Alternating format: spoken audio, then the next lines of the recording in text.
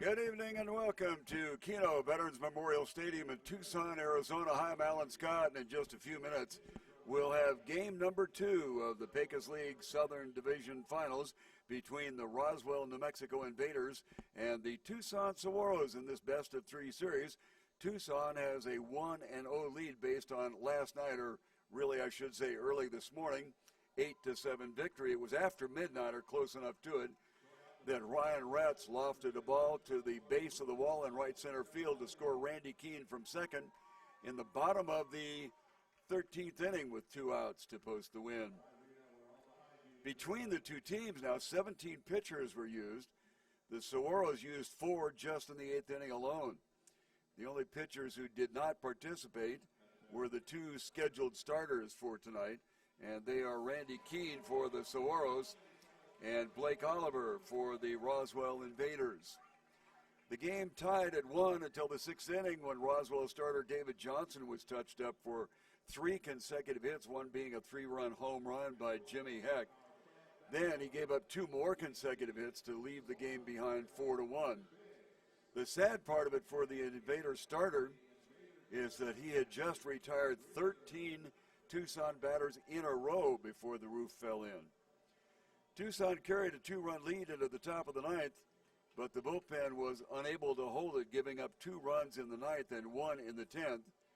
With 1 out in the bottom of the 10th, Brunell Daly, who was on second by way of a hit and an error, Thomas McKenna stepped up and stroked a 2-out RBI single and tied it up at 7. Now that's the way it stayed until the bottom of the 13th, with the help of some really sparkling defense on the part of the Roswell side.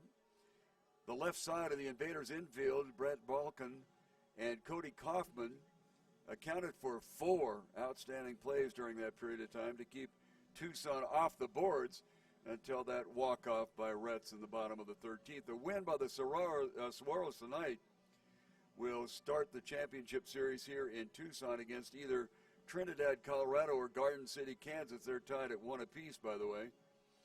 If Roswell is able to take 2 in a row, the final series would then start in New Mexico on Sunday. So that's where we stand right now. Trinidad, in the first of the 3-game series in the north, beat Garden City 9-7, and then Garden City returned the 2-run victory favor the next night by beating Trinidad 5-3, and that series, as I mentioned, tied at 1-1. So we're about ready to go here in the top of the first inning with the Saguaros up by a count of 1 win and no losses in this best-of-3. Leading it off for the Invaders will be Cody Bishop. Now, Bishop had himself a night last night, 4 for 7. First pitch swinging, and it goes out towards Brunell Daly in center field. He drifts over and gathers it in, so 1 pitch and 1 out here in the top of the 8th inning, top of the first inning. 9 pitchers used by the Saguaros yesterday, 4 of them in 1 inning. Randy Keene on the mound because Michael Morris got tossed by the umpire late in the game yesterday, and they had to shuffle everything around, and Keene wound up playing third base for the last 3 innings, and he is out there on the mound, so he is the only pitcher that did not show up. First pitch to Gavin Lavalle is going to be a ball in the dirt. Now, I was corrected by Randy the last time I saw him that I have referred to his split finger or his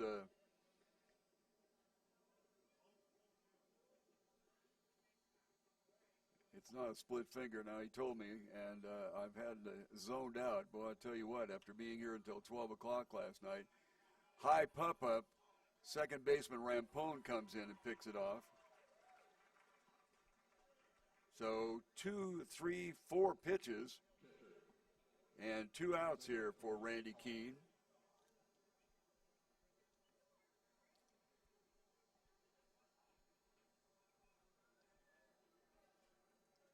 Cody Kaufman stepping in, batting .416 on the season. He is 2 for 6 in last night's ball game. And Cody last night was at third base and made one of those 4 sparkling plays. First pitch, big swing, cut fastball by Randy Keene, and he uses that on any count and does an outstanding job of it. That was what I was calling to be a changeup. This one misses inside, and we go to 1 ball and 1 strike. Very late ball game last night, right around midnight. 13 innings, missed outside. 2 balls and a strike. As I mentioned, 9 pitchers for the Saguaros and 8 were used by Roswell. Next pitch misses inside, and a 3-1 count. Nobody on, 2 outs here in the top of the first inning. Wrapped into right field, almost knocked it down, was Jesse Baker, who is playing first base tonight. But it will go as a base hit, so a 2-out runner in the form of Cody Kaufman at first base. Not much stealing by either of these clubs. And Kaufman is not a particular threat to go. He's behind the plate tonight. He has only 2 stolen bases in 3 attempts, so unlikely that he'll play like a greyhound here as Joey Miller comes in. He's playing first base tonight. Down low for a ball as Randy is starting off here having a little bit of trouble finding home plate.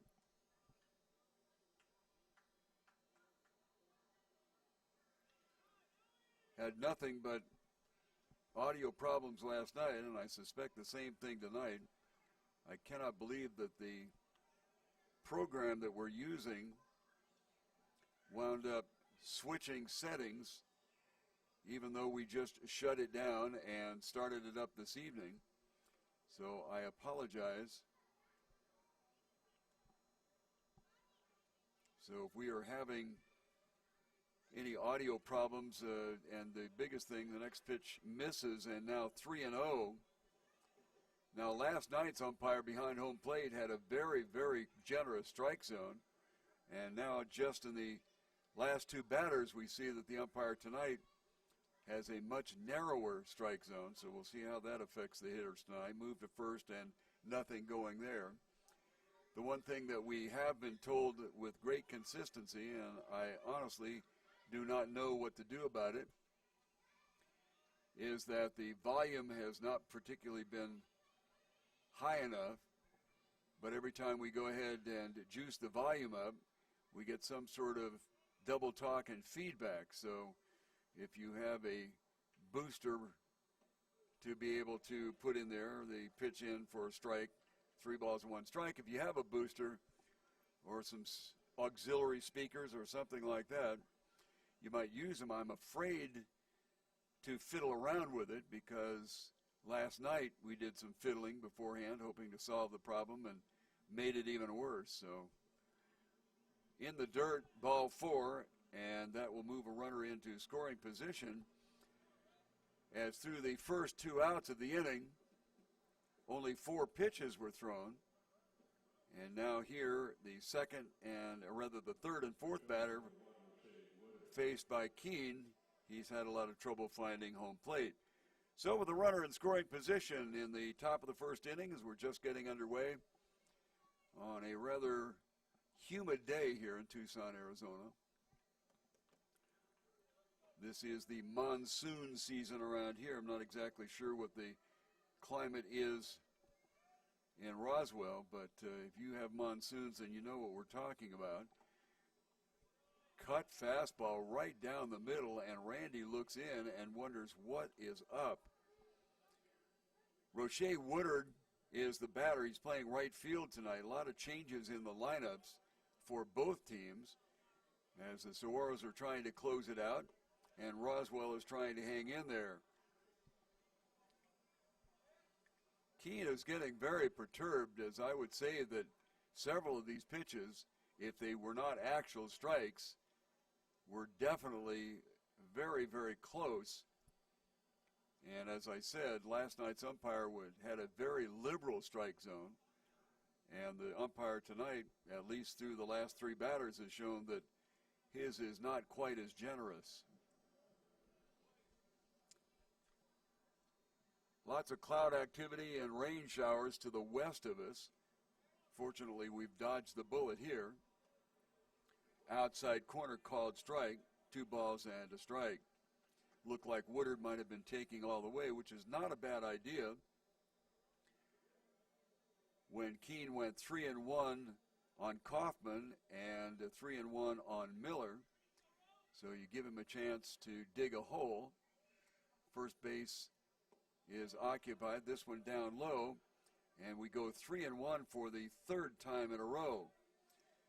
First base is second base is Cody Kaufman, and Joey Miller is at first. 2 outs here in the top of the first inning. Look back at second, comes to the plate, strike called, and it'll be 3-2. Randy on the season is 6-0 with a 3.67 earned run average and a whip of 1.2. That whip has been extended here with 2 runners on. Whip stands for walks and hits per inning pitched. And it kind of tells you how much trouble a pitcher gets himself into without regard to the 1 loss. Swung on and missed as the runners take off. Third out of the inning and nothing across for the Invaders. So after a half inning of play, it is scoreless with the Tucson Saguaros coming up here next. No hits in the inning.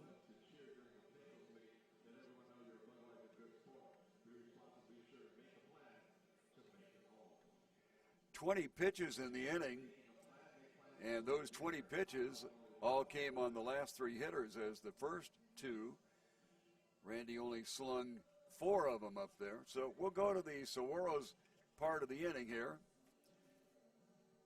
And they will send up Morris, Rampone, and Retz. Retz, the hero of last night's game. Dropped the ball right at the base of the fence, at a little bit to the center side of the 388 sign in right center field. Both Bishop and, at the time, Gasper were full out in pursuit of the ball. And as it landed, it couldn't have landed in a more expeditious spot for the Tucson Saguaros, as it just dropped out of the reach of both of the outfielders for the Invaders, and scampering home with the winning run at about 12:10 last night, or I should say today. We might wind up with a really gorgeous sunset. We've got fluffy, very interestingly arranged clouds above us, and we're already starting to get some pink out in the right field area, obviously well beyond right field, as you would imagine. Nice outline for the Catalina Mountains out behind us. And what we might ask, Chris, is that you close down just a little bit on the camera, get it down just a little bit more. In other words, zoom it in a little bit. No, that's fine. Just zoom it in just a little bit there. A little more. A little more.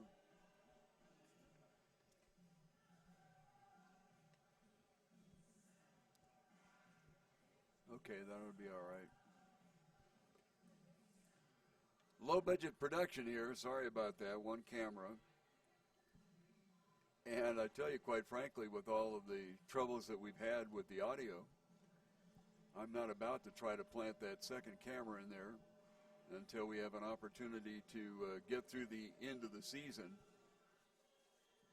A little bit of a nervous Nelly about that, I guess,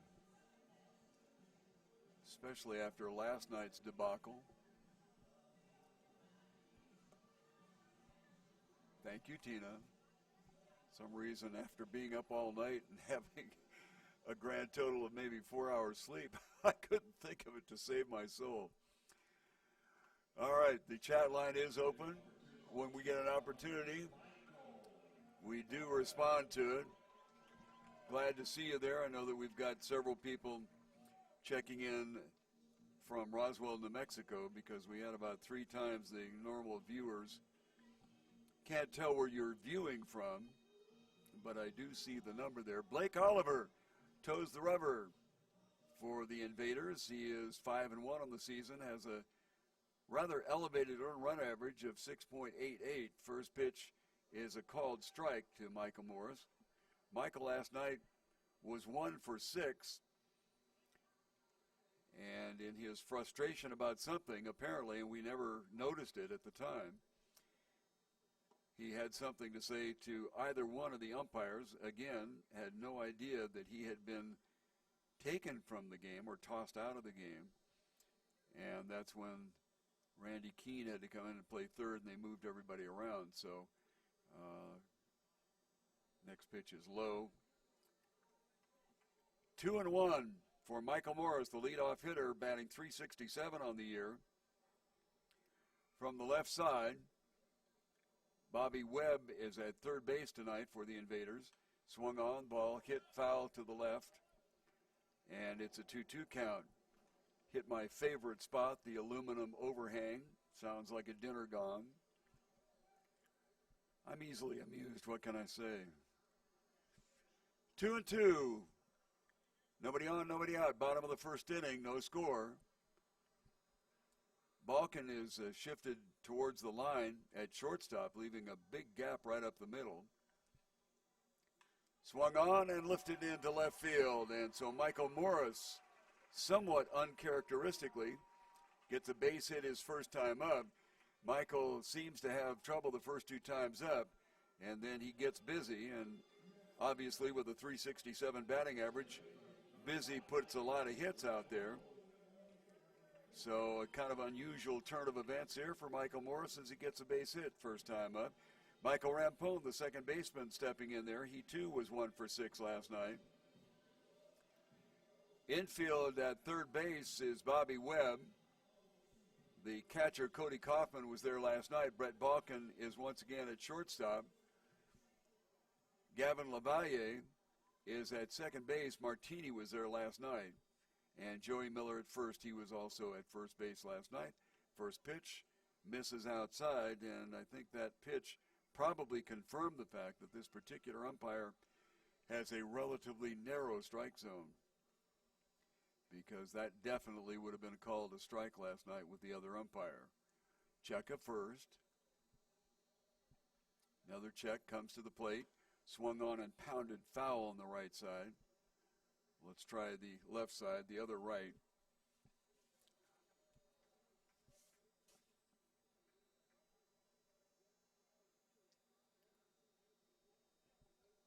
Rampone apparently caught it off the end of his toe.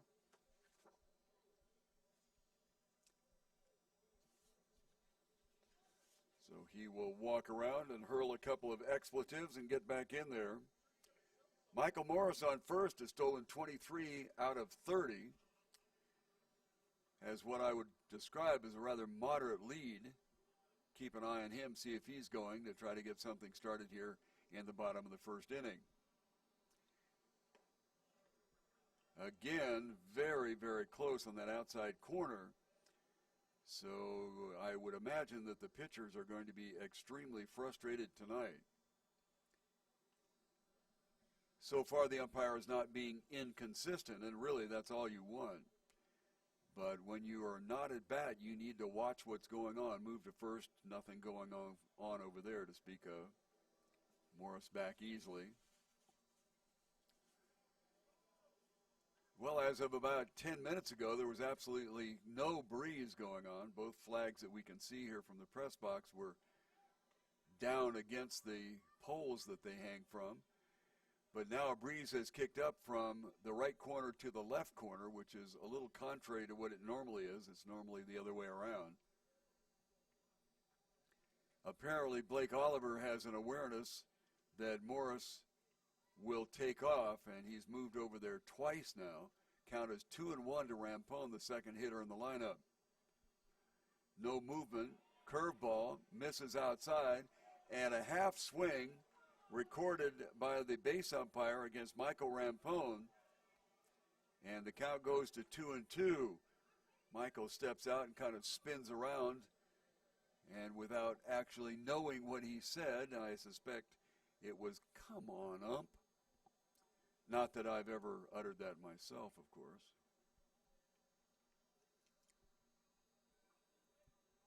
Balkan has a tendency to favor towards the right part of shortstop area, and he is definitely there again. Next pitch swung on, lifted to right field. It's going to be trouble if it drops in there. It's just barely foul. So we'll come back and try a 2-2 count once again. Last night, Cody Bishop tied things up with a 9-iron swing like that and just dumped it into the outfield. This time, a little bit too much spin, and it carried it to the foul territory down the right field line. Whenever a right-hander hits it to right field, generally it does have that spin towards the line, and most corner outfielders are aware of that and make adjustments. 2 balls, 2 strikes, nobody out, 1 person on here in the bottom of the first inning. Belted foul down the left side. Rampone has a tendency to see a lot of pitches. We've seen him frequently go to the 7th and beyond pitch that is thrown to him. He does a good job of fouling off stuff that he can't handle. And so Michael is showing that now with the 7th pitch of the at-bat. Michael Morris on first base with a base hit early. Nobody out here in the bottom of the first. At the set, the look at Morris, who makes kind of a faint move to second base, which gives Oliver a moment or two to think a little bit longer, and maybe thinking too much, got that ball outside, and will go to a 3-2 count. This is going to be interesting to see if they activate Morris. Now, one thing about the Saguaros, the third base coach does not make signs between every single pitch. And so we have no idea whether there was some subtle sign that went that way. Morris keeps faking a little bit towards second, doesn't move his feet, but it's certainly giving Blake Oliver something to think about. The ball in the dirt, ball 4, and the Saguaros have 2 on. Runners at first and second. Roswell had the same thing in the top of the inning, but they had 2 outs to go with it. And then with a strikeout recorded by Randy Keene, he got out of the inning. First strikeout for Keene. Both starting pitchers last night did a nice job. And admittedly, I am employed by Tucson, but I felt bad for David Johnson last night, retiring 13 batters in a row and then getting lit up for 3 runs. Actually, the 4th one was credited to him as well. So Ryan Retz, the hero of last night's baseball game, a high fly ball to right center field. And it dropped in for the RBI winning run. At the plate, Ryan, first pitch, down low for a ball.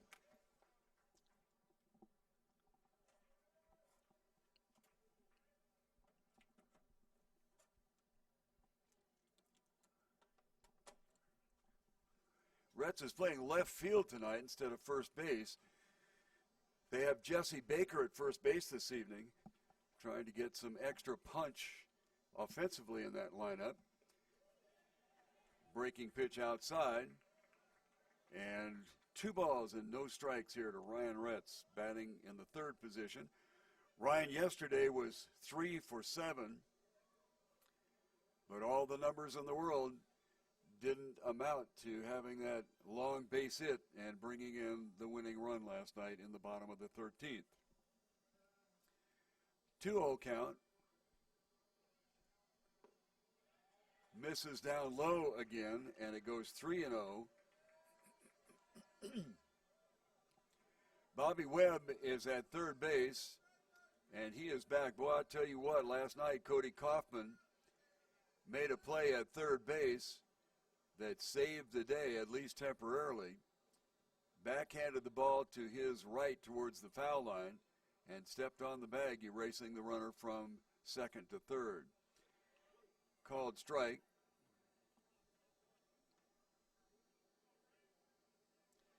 Two on, nobody out. Third batter in the lineup for the Tucson Saguaros, Ryan Retz, batting .351. Has home run power.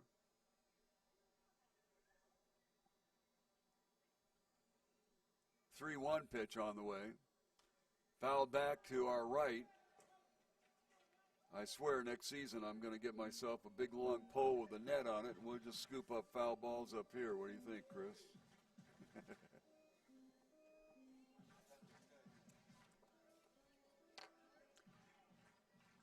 Not sure whether Blake Oliver is a slow worker because there are runners on, or whether he is naturally a slow worker because runners have been on from the very beginning. But one problem with working particularly slow is you also lull to sleep your defensive players. Defensive players would rather have things coming bing, bing, bing, bing like that. Long, slow look at second, to the plate, 3-1, 3-2, fouled off.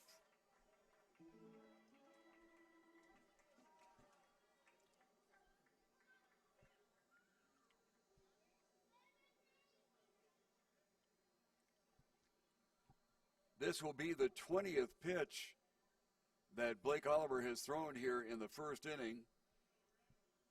And two are on and nobody is out. Does not bode well for going deep in the game, and that is something that the young man probably needs to do tonight because they used several thousand pitchers last night on both sides. And I'm not exaggerating by a whole lot. Fouled off, back to the screen, and we'll go to the 8th pitch of the at-bat. So Michael Rampone worked him for 8, and now Ryan Retz is working 8 pitches out of Blake Oliver. Oliver, as I mentioned, 5-1 on the year, a somewhat inflated 6.88 earned run average.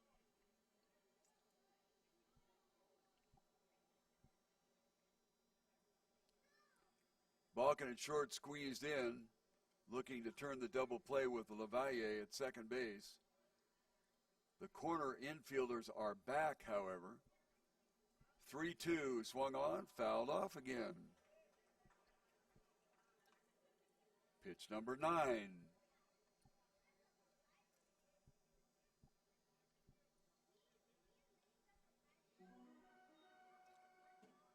Retz has a guard on his elbow on the left side.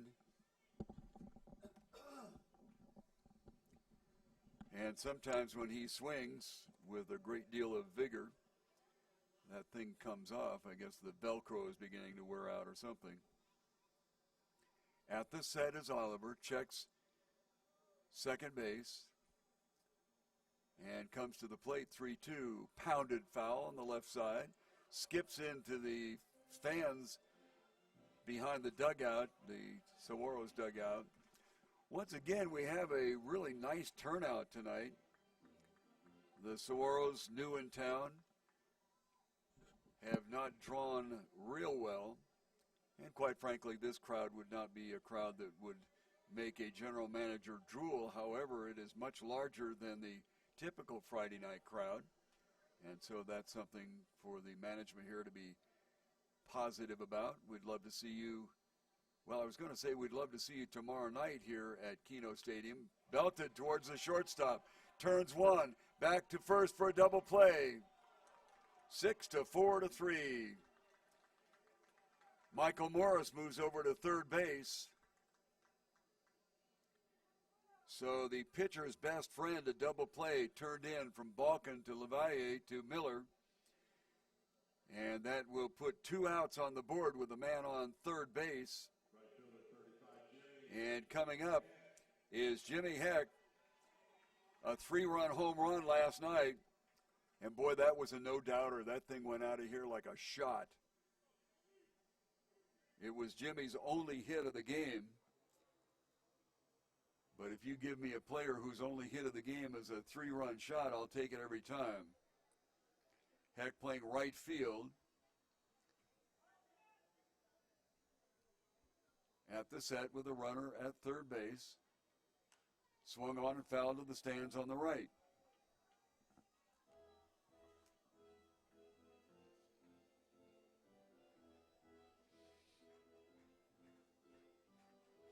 Jimmy comes in batting .411 on the season, and that's quite an accomplishment given the fact that when he first showed up here, he was like 0 for 12.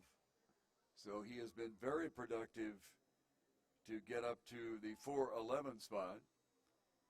Again, Oliver taking a long, long time to deliver between pitches. Swung on, straightaway center field, and the Saguaros will be on the board first tonight.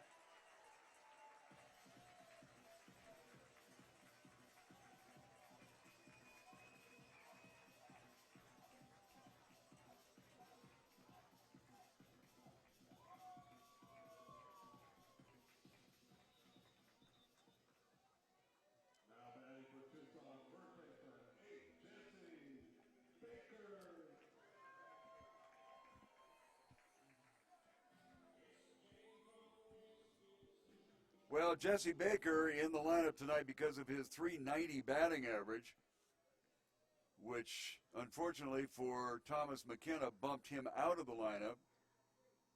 And the unfortunate part of that is that his family is here in town. First pitch swinging, misses. 0-1. So Heck on first base.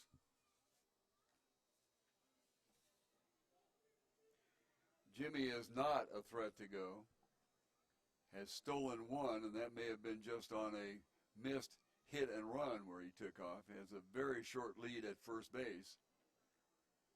Check at first to the plate, swung on, a curveball lifted very, very high to right field. Check that left field. Morita over to pick it off, and that will end the inning.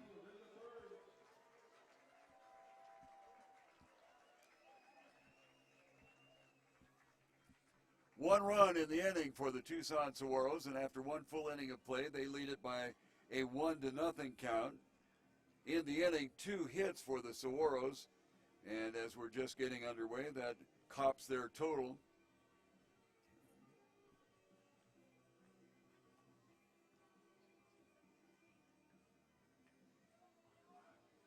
"27 pitches turned in by Blake Oliver in that first inning.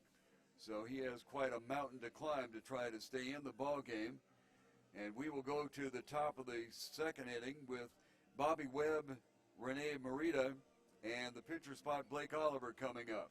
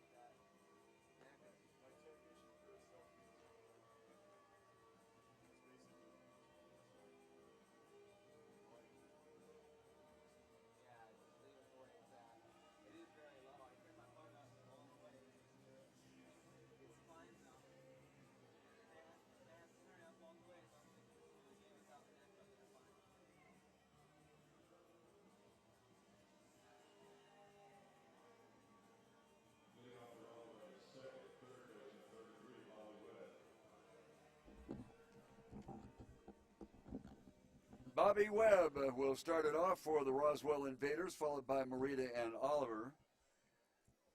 6, 7, and 8 in the order. And Randy Keene out there with his cutter from time to time. Right down Main Street gets a called strike. I'm teasing. Don't send me cards and letters. Thank you so much. Randy Keene, 0-1 to Bobby Webb, third baseman tonight. And there's that cutter. 388 Webb on the season. He really has a plethora. Hey, how about that for a 25-cent word? He has a lot of home runs. As a matter of fact, he has 19. Next pitch down in the dirt, which is okay when you're ahead 0-2. Webb came in as a pinch hitter last night and bounded out to the second baseman, Rampone.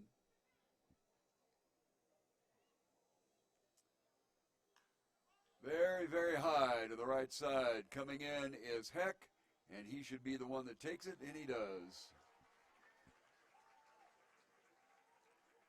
The basic rule on balls in the air is that the center fielder should get anything he can get anywhere. I don't care if he runs all the way to the foul line to get it. Then the next precedent is going to be outfielders over infielders because the infielders are going back on the ball. Next hitter is Rene Morita. Then your next rule has to do with first and third. They will take anything that they can get to. This one is belted to right field. Jimmy Heck is back for it at the warning track and has it. I think the heavy night air held that one up. Got a lot of humidity here in Tucson, Arizona area.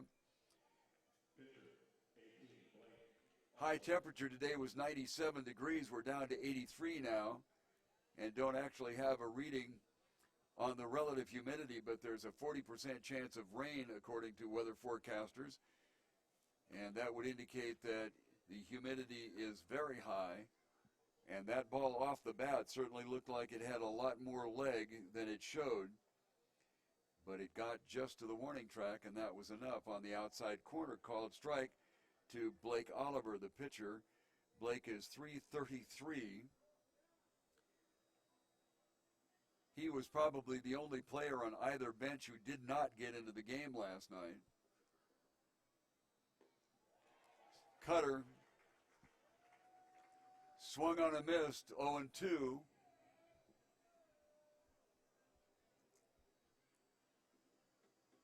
Outfield pretty much straight away, as is the infield, and deep. 2 outs here, nobody on in the top of the second inning with the Tucson Saguaros up 1-0. Strike 3, that's the second strikeout for Kino tonight. And that will end the inning, nothing across for the Invaders in the top of the second. So after 1 full inning of play, it is Tucson 1 and Roswell nothing.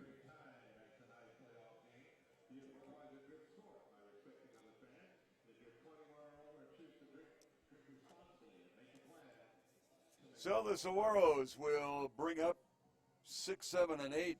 Tanner Geisel, Danny Droll, the catcher, and Randy Keene, the pitcher.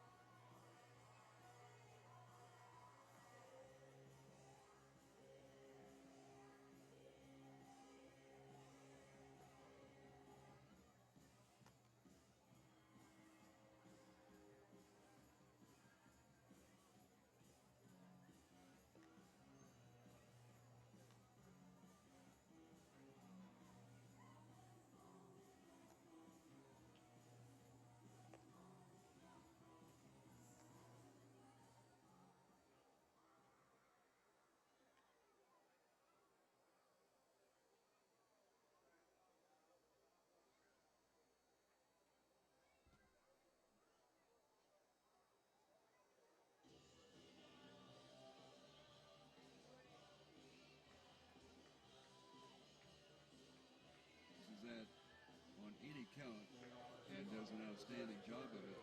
That's what I was calling to be a changer. This one misses inside, and we go to 1 ball and 1 strike.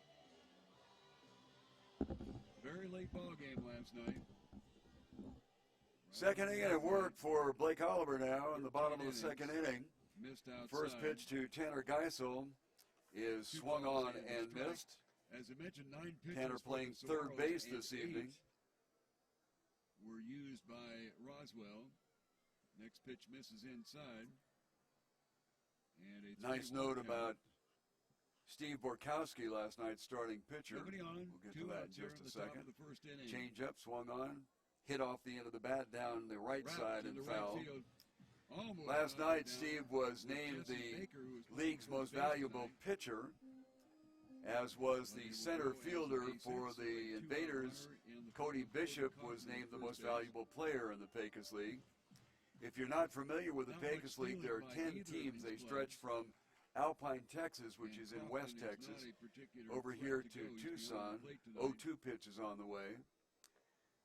Outside corner called strike 3, and that is the first strikeout recorded for Blake Oliver.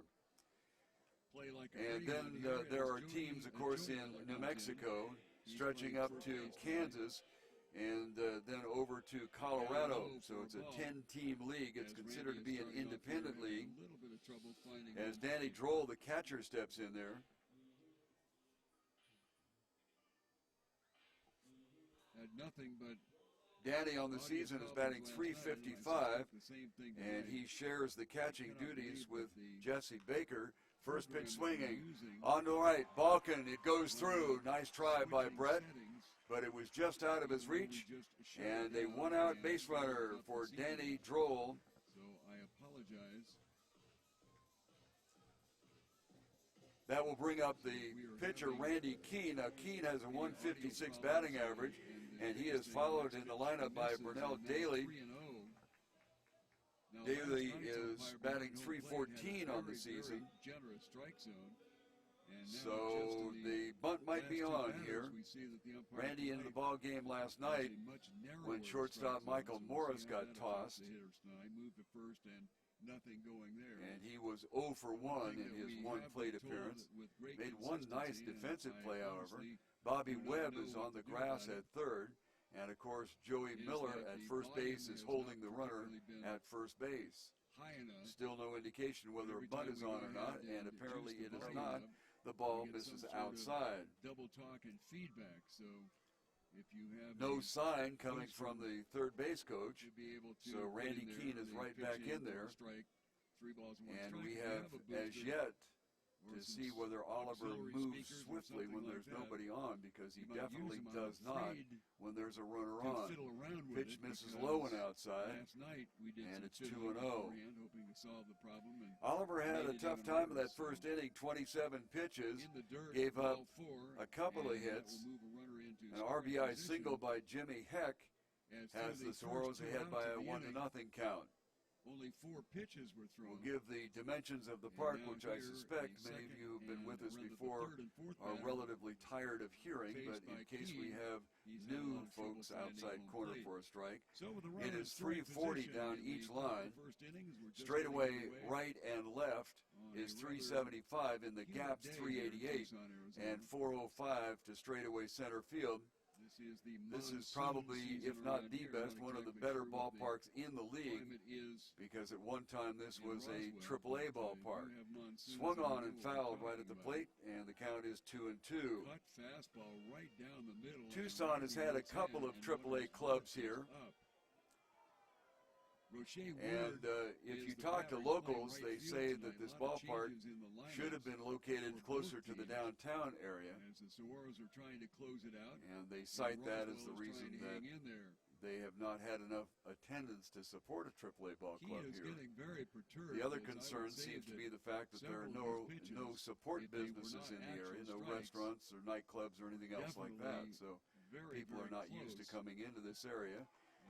Another called strike inside corner on a slider. Second looking strike out in the second inning here. And with 2 outs, it'll be Burnell Daly coming up to bat. Lots of cloud activity and rain showers to the west of us. So just about the time Fortunately, we've dodged that a it bullet appeared here. that the strike zone was very narrow for this umpire, 2 balls and it a has been strike. expanded Looks twice like for Woodard might have called been third taking it away, strikes. which is not a bad idea. Couple of outs, runner on, bottom of the When second. Keene went 3-1. Slider misses on outside. Kaufman and 3-1 on Burnell Miller. was 1 for 5 Gave him a yesterday, chance to dig a hole. and he struggled just a little bit at the plate Is occupied. as This he one struck down out low. 3 of the 5 And we'll go times that he was 3-1 up there. for the 3rd time in a row. Right fielder Roche First base Woodard is Cody, has check been that second is, base is swung Cody around towards the Kaufman. foul line and right. And Joey Miller Pitch swung on and is missed, at first, 2 outs here and in it's the top of the 1-1. first inning.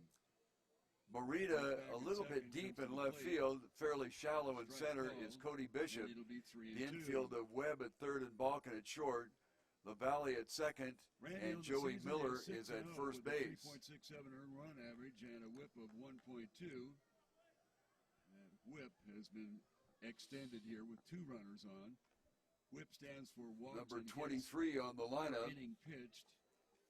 Swung on, pounded at the plate, a high hopper, and it is picked up by Blake Oliver, who wastes no time in getting it over to first base. In fact, if you really analyzed it, it looked like he probably threw it a little bit quicker than he needed to. But all of that aside, the third out recorded here in the bottom of the second inning. So after 2 full innings of play, it is Tucson 1 and Roswell nothing. No hits, check that, 1 hit in the inning for 3 hits so far in the game. 20 pitches in the inning. And So those from 20 27 pitches in all the came first on the inning, last 3 hitters. Oliver First now has 2. pared it down to 12 in this Randy inning for a Lewis total of on 39 4 after there. 2. So we'll go to the Going to the Saguaros top of the part third one inning, here. the Invaders will send up They the will bottom send of the in order Morris, Brett Balkin, Rathbone, and then and to the top of the order That's the Cody hero Bishop and of Gavin last night's LaValle. game. Dropped the ball right at the base of the fence, at a little bit to the center side of the 388 sign in right center field. Both Bishop and at the time Gasper were full out in pursuit of the ball, and as it landed, it couldn't have landed in a more expeditious spot for the Tucson Saguaros, as it just dropped out of the reach of both of the outfielders for the Invaders, and scampering home with the winning run at about 12:10 last night, or I should say today. We might wind up with a really gorgeous sunset. We've got fluffy, very interestingly arranged clouds above us, and we're already starting to get some pink out in the right field area. Obviously well beyond right field, as you would imagine. Nice outline for the Catalina Mountains out behind us. And what we might ask, Chris, is that you close down just a little bit on the camera. You know, get it down just a little bit more. In other words, zoom it in a little bit. No, that's fine. Just zoom it in just a little bit there. A little more. A little more.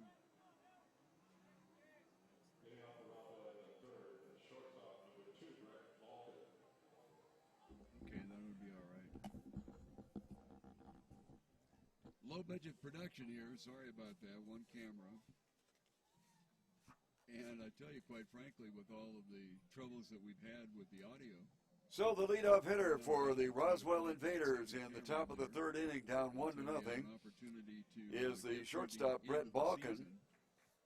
And then we go to the top of the order, About that, I guess. and that will be Cody Bishop Especially after and last Gavin night's LaValle. Thank you, Tina. Some reason after being up all night and having First pitch a in the grand dirt total of and away 34 for a hours ball. sleep, I couldn't think of it to save I my tell you, soul. Balkin really earned his keep last night. He All made right, 2 the chat line absolutely is open. brilliant plays When we get an in the opportunity, 11th inning we to do keep the respond Saguaros to at the time at bay. Glad to see you there. I know that we've got several people Almost made an outstanding in play tonight from Roswell, New Mexico. on a ground ball because base we hit. had about 3 times Balkin the faking a normal bunt viewers. that draws in Geisel, Can't tell where you're viewing from, but is considered to be but I do see the number there. a Blake ball, Oliver toes the rubber. and so it is 2 balls For the and a strike Invaders. now. He is 5-1 on the season, has a rather elevated earned run average of 6.88. First pitch is a called strike to Michael. One run on 3 hits for the Saguaros. 1 for 6. And Pitch called strike. About something, apparently we never. 2-2 now. He had something to say to. Keene got the pitcher Blake Oliver to strike out to end the second inning, and has Brett Balkin, the shortstop. Out of the game. 2-2. Balkin last night was 1 for 6. Blast down the left field line and a foul. Next pitch is low. 2-1 for Michael Morris. That left field corner down there, 67 on the year. they have a tunnel that leads back into an equipment area where they keep the drags and things like that. And many times when we've seen a ball go into that area, it rattles around in there, and a lot of times hit my favorite spot, a double turns into a triple, like a dinner gong. or a single into a double. I'm easily amused. What can I say? Ryan Retz is playing left 2-2. field tonight, and he's not familiar with that area, so Bottom of the first inning, no score. it's a good thing for the Saguaros that that was foul, Balkin because is, that could have been towards the a line. real That task. shortstop 2-2 leaving a pitch big gap in the right dirt. middle. 3-2. Swung on and lifted into left field, and so Michael Morris, somewhat uncharacteristically, Keene came out and threw 20 pitches in the first inning, and then only 8 in the second. But getting off to a start here where he has 7 pitches going to the shortstop, Balkin. Busy puts a lot of hits out there. Wrapped to left field, base hit. Kind of unusual So that'll be the first invader base hit of the night. And they lead off the top of the third inning with a base knock, and that'll bring up Cody Bishop. Infield at third Bishop base is Bobby Webb. one, if not the Catcher top Cody hitter Kaufman was there last night. in the Brett Balkin Pecos is League. Once again at shortstop. He was 4 for 7 last night. He was 0 for Is at 2, second base. Martini was there and last then got night. busy. And Joey Miller at first. He was also at first base last night.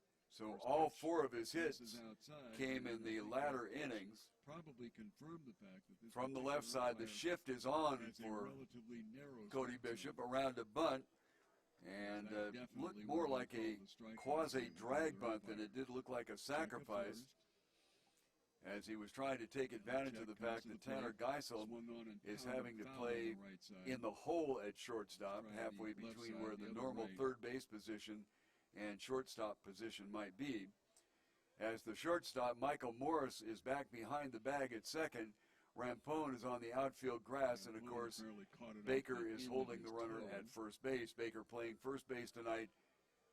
Ryan Retz is out in left field. He will walk around and So hold the a couple outfield of for the excellent Saguaros, attempts to get back Retz, in there. Daly, and Heck. Michael Morris on 2 of first the is from 3 are 23 out there out of most of the 30. time.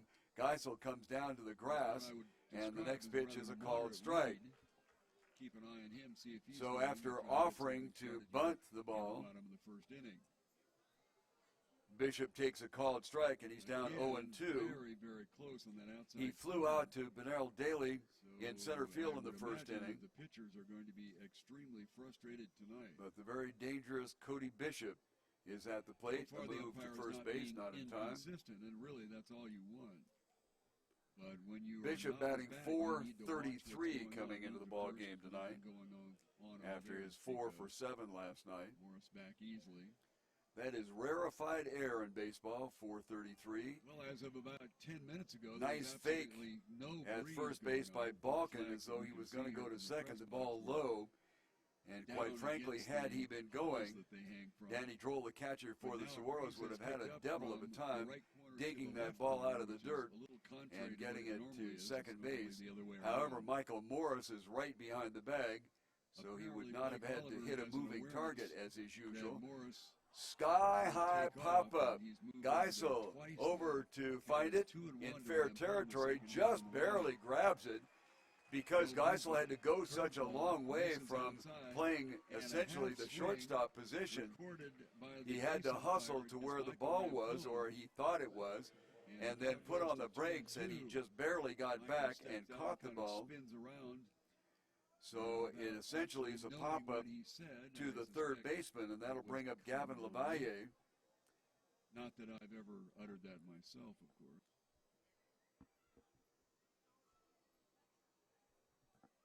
Balkan has a tendency to Levalle play popped towards out to Michael right Rampone part in the of first inning shortstop area. for the He is Saguaros to definitely get a there quick again. Next four-pitch, pitch, two-out to right field situation. is gonna be trouble if it Then drops Cody in there. Kaufman, Foul. the on-deck hitter, got a base hit. So Keen we'll come walked back and try Joey to Miller, once again. but then he got Roche to strike out. Last night, Cody Bishop Second move over to first base, tied things up with a and 9-iron nothing single happening. and just dumped it Top into of the third inning, one out, and a runner on first, and the Saguaros leading 1-0. Have to set his key to the plate. Through that cutter, got Levalle off balance, and it's a called strike. Of course, that is the whole trick to pitching. Keep that hitter off balance, keep him guessing. 2 balls, 2 strikes, nobody out, 1 person on here. And quite frankly, Randy Key does a masterful job of it. Down the left side. Certainly hope that the young man is able to move up in the ranks in baseball. He is 6-0 on the season. Runner goes, hit behind the runner. Nice job. Kaufman rounding first base. Check that. Levalle rounding first base will hold. And the hit and run sends Blake Balkan over to third. So Michael is showing Beautifully executed because Michael Rampone went to second base to cover the runner taking off. Early. Levalle put his bat on the ball and hit it to right field. Right exactly where Michael Rampone would have been, and that would have turned the double play and gotten the Saguaros out of the inning. However, with the beautifully executed play, runners on first and third with one out, and Cody Kaufman, who has a base hit to his credit already in the first inning, is stepping up there. Cody last night 2 for 6 and on the season 4-16. Nice job by Danny Droll keeping a dirt in front of him. Pitch. Ball one. So we have no idea whether there was some subtle sign that went that way. Saguaros up 1-0, but the Roswell invaders threatening here with runners on first and second, check that third, and only one out here in the top of the third inning. Move to first, nothing going on. Kaufman with Joey Miller in the on-deck circle. Roswell had the same thing. And it was Kaufman and Miller who got on consecutive order in the first inning, but a strikeout erased the threat. Recorded by Randy Key. Ball floats high. 2 balls. Out of the inning. First strike. No strikes. Kaufman turned in an absolutely spectacular play last night at third base. Went hard to his right and was able to recover and stomp on the bag at third base to get the lead runner. He couldn't get the double play. Next one is in the dirt, and Randy Keene is struggling here, 3-0. Fourth one was credited to him. And in jeopardy, one pitch away from loading him up. Baseball game, a high for the left-handed hitting Kaufman, Jimmy Heck in right field is deep.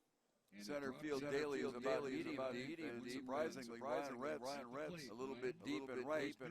Down low. Pitch misses, and they're loaded up.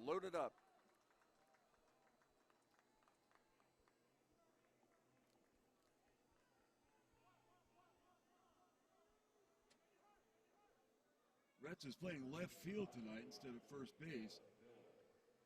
Joey Miller is the batter, playing first base, 4.29 on the season. Breaking pitch. Joey has 21 home runs.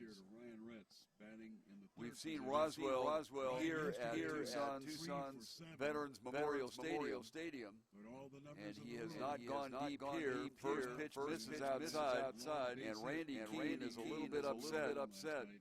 As the umpire has gone back to squeezing that strike zone just a little bit. I do not know the dimensions of the Roswell playing surface, and I suspect that Roswell is at a relatively high elevation. Next pitch misses, and it's 2-0.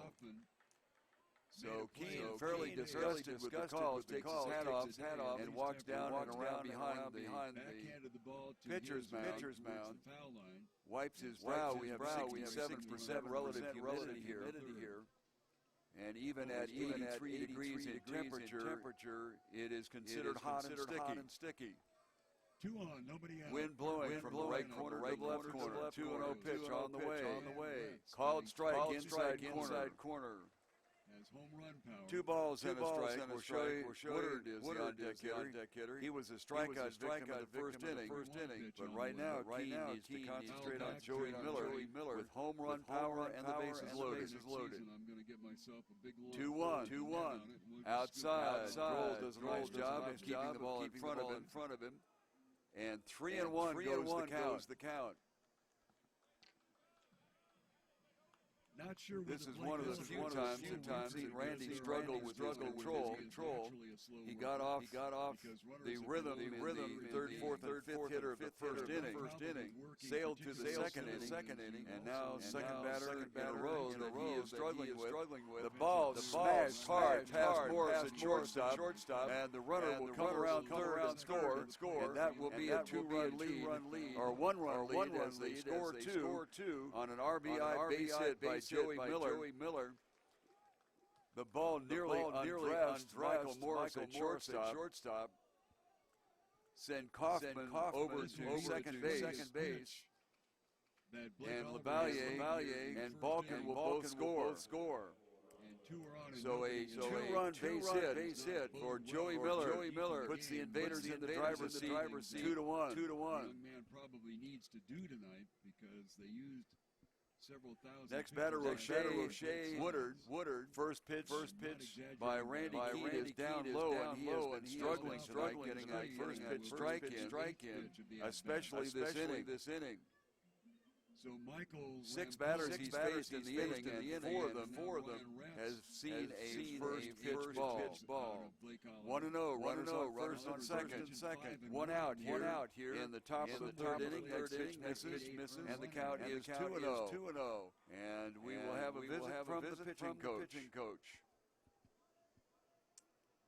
Balkin at short squeezed in, looking to turn the double play with Lavalier at second base. Corner infielders are back, however. 3-2, swung on, fouled off again. Pitch number 9.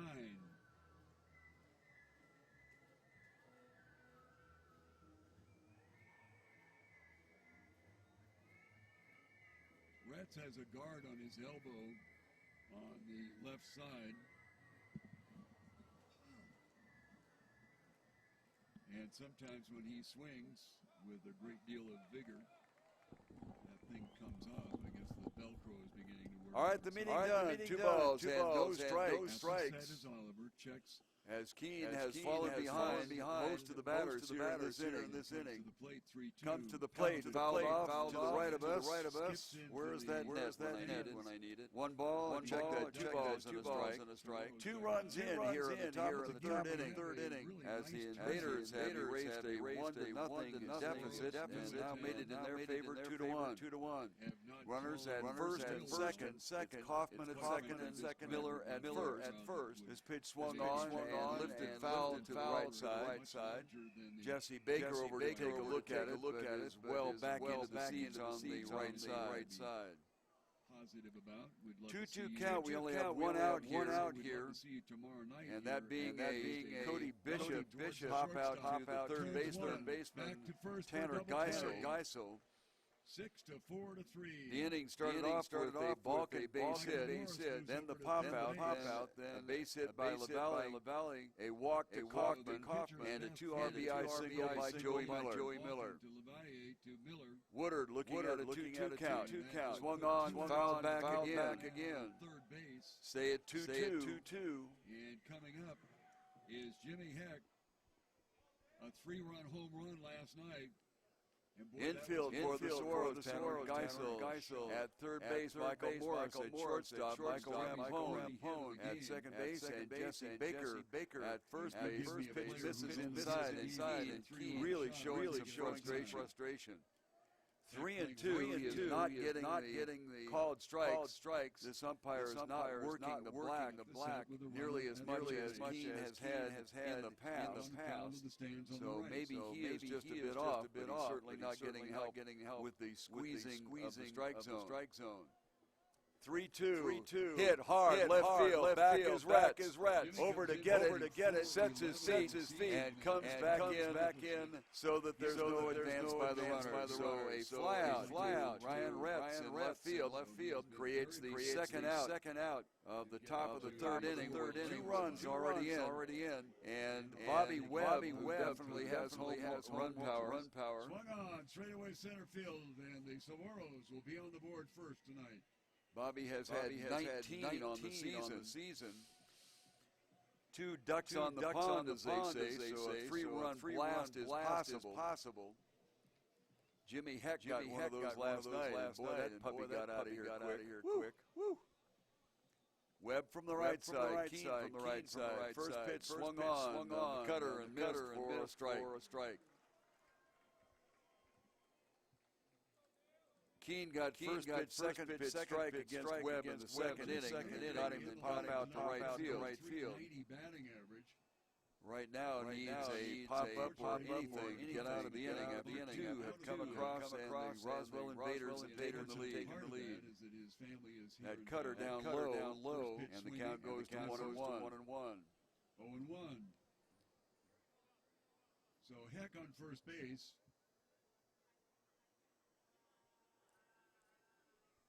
Jimmy is not a threat to go. Has stolen 1, and that may have been just on. Had a question here about our audio. I'll address it in just a minute. Probably innings here. Stick with us here. Check at first. And excuse me, swing makes it 1-2. High to right field. Check that left field. Morita over to pick it off, and that will end the inning. Well, apparently that echoes back. It is absolutely baffling beyond words. I have tweaked and moved and 1 run in the inning for the thousand Tucson things. Saguaros, and after 1 full inning of play, they lead it by a 1-0 count. In the inning, 2 hits. We'll work on it in a second. And, Outside corner called strike 3, and King gets out of the inning. 2 runs across, and that puts Roswell in the lead by a score of 2-1 after 2.5 innings of play.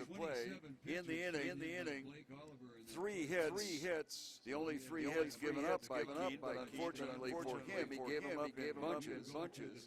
Quite a few pitches thrown. We'll count them for a second here. Morita and the pitcher spot, Blake Oliver, coming up.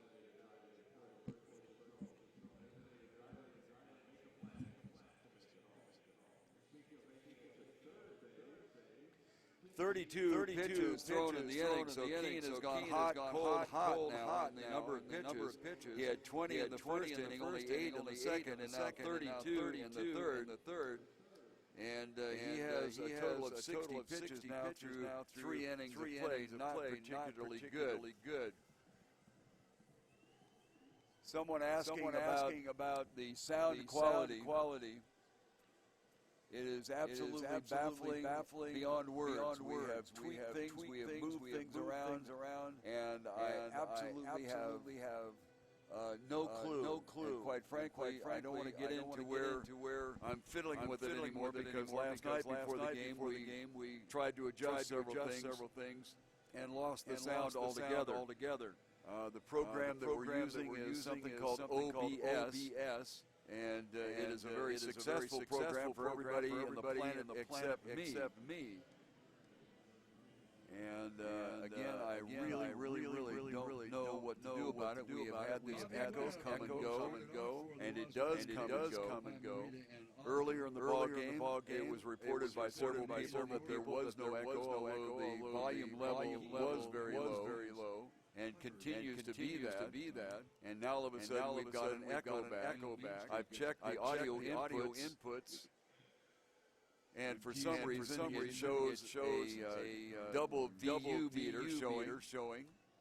And we went through one time and got rid of that second VU meter. And there's that cutter. And I thought the problem was solved, and then we came back and signed on to the program again. Apparently it went back to some default setting that is a mystery to me. And that's what we've got. My sincerest apologies to you for being with us and having that problem. which is But like I said, I'm really reluctant to fiddle around with it right now, only because last night, attempting to solve the problem, I eliminated everything. So that's where it stands right now. I admit I am not a technophobe. Very, very high to the right side. And since this is an extremely low-budget operation, And he does.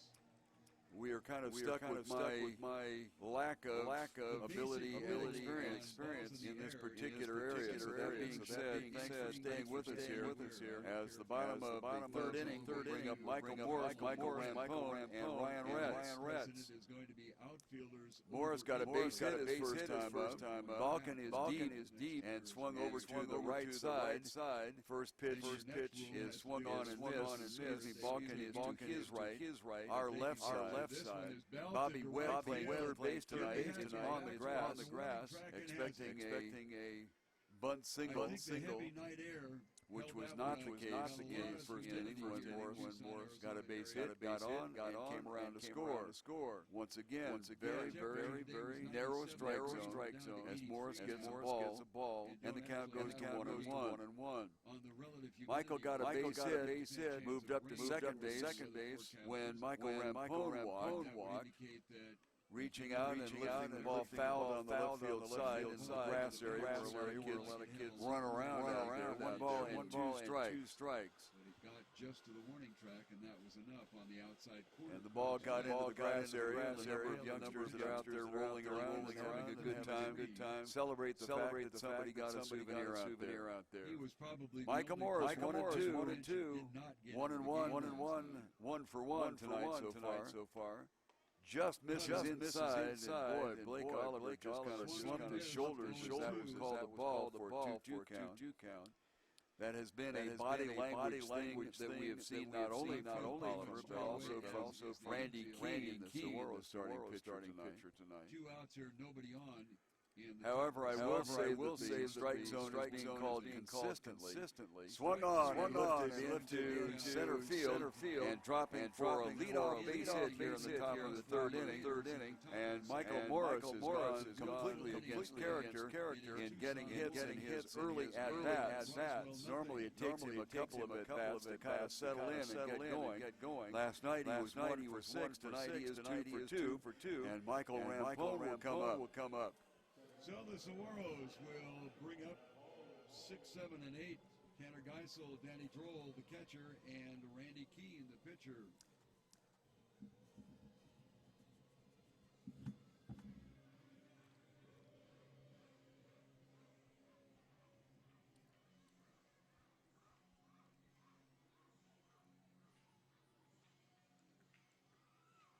At the set.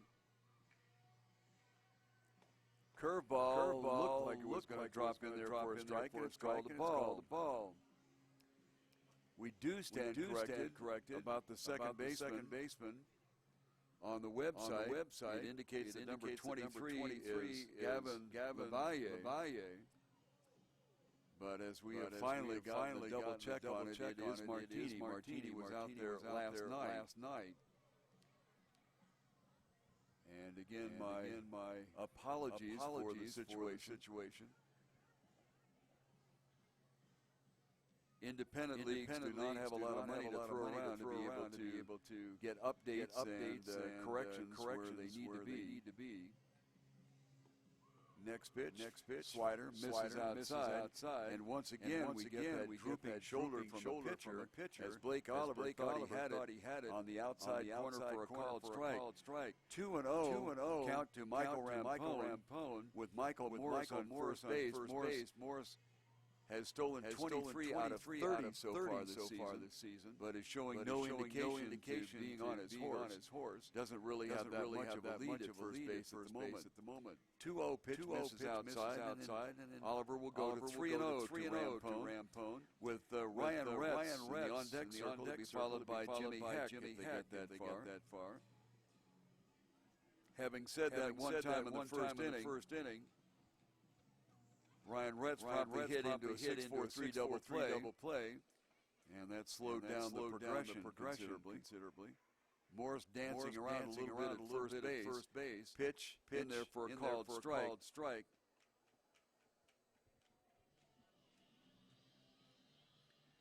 Rampone 1 for 6 last night, a walk in the first inning.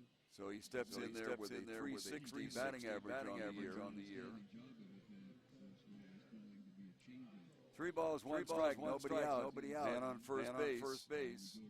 At the set is Oliver. Takes a long look at first, comes to the plate. Down low. And as with the first inning, hit and walk.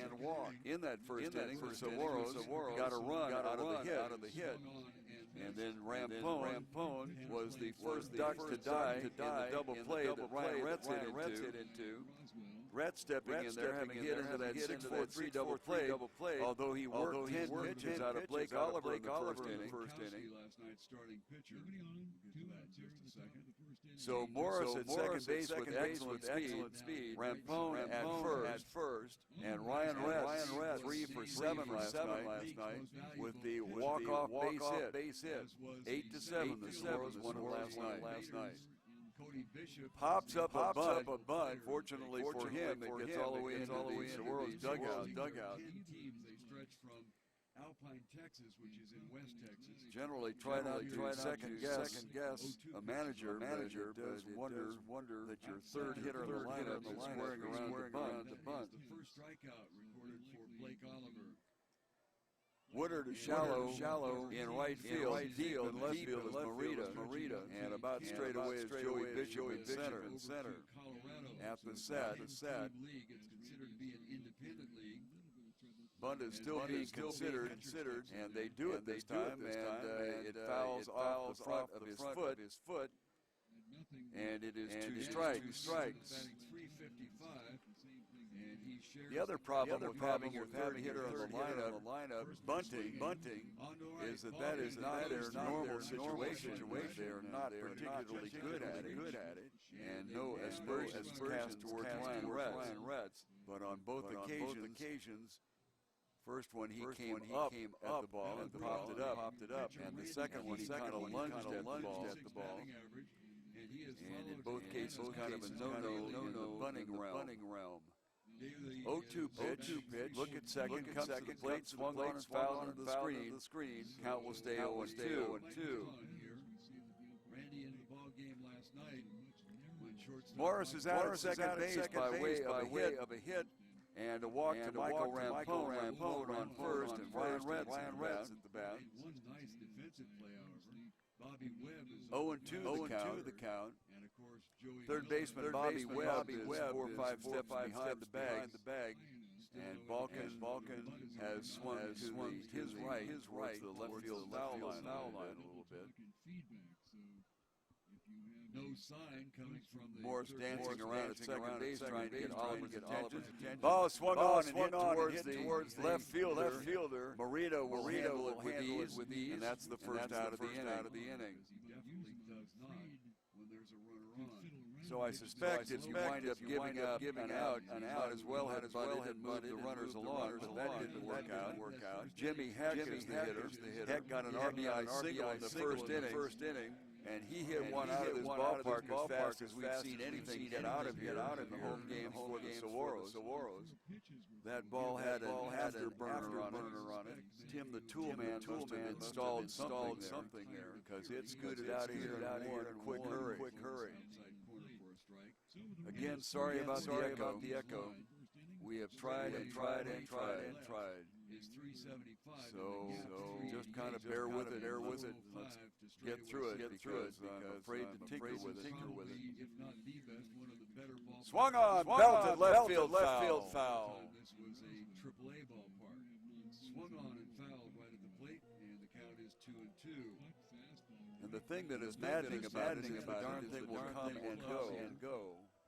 I don't know whether it's atmospheric conditions. I don't know whether it's the number of people that are doing Should have been located YouTube Live or whatever. And they cite that as the reason that they have not had. And I am a long way away from a computer degree of any sort. Heck with an 0-1 count on him.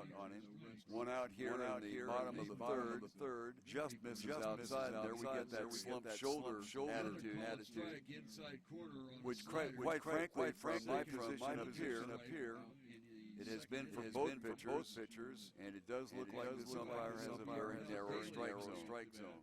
Jesse Baker is the on-deck hitter for the Saguaros. We are in the bottom of the second inning. It is a 2-1 score in favor of Roswell. Roswell trailing the best of the series 1-0. We'll try to check on the north score somewhere along the line here. At the set, look back. Morris dancing around, trying to get attention back there. And the pitch is on that outside corner for a called strike. Little inconsistency there. And he struggled just a little bit at the plate as he struck out 3 of the 5 times that he was up there. Right fielder Morris on second, Rampone on first. One out here in the bottom of the third. Jimmy Heck is the batter. 1 ball and 2 strikes. A decent crowd here tonight on Friday evening for the Saguaros. Hit right field, and back goes Rochelle. Woodard, he gets it, and the runner moves up to third base. But there are now 2 outs. Woodard has a tendency to play relatively short in right field. But he did a nice job of dropping back on a ball that was a little bit over his head. And 2 outs. But Michael Morris moves up to third base on the fly out by Jimmy Heck to right field. And that will bring up Jesse Baker. Baker is playing first base tonight. Normally he switches off with catcher Danny Droll. But this time they took first base for Ryan Retz and put him in left field and put Baker at first base. Baker had a solo home run last night. His home run was high and just barely over the fence. Heck, on the other hand, really slaughtered that ball. Swung on, hit out towards the shortstop, Balkin up with it, and gets the lead runner at second base, and that will end the inning. Nothing across for the Saguaros, despite the fact that they got the first 2 runners on. And after 3 full innings of play, it is Roswell 2 and Tucson 1.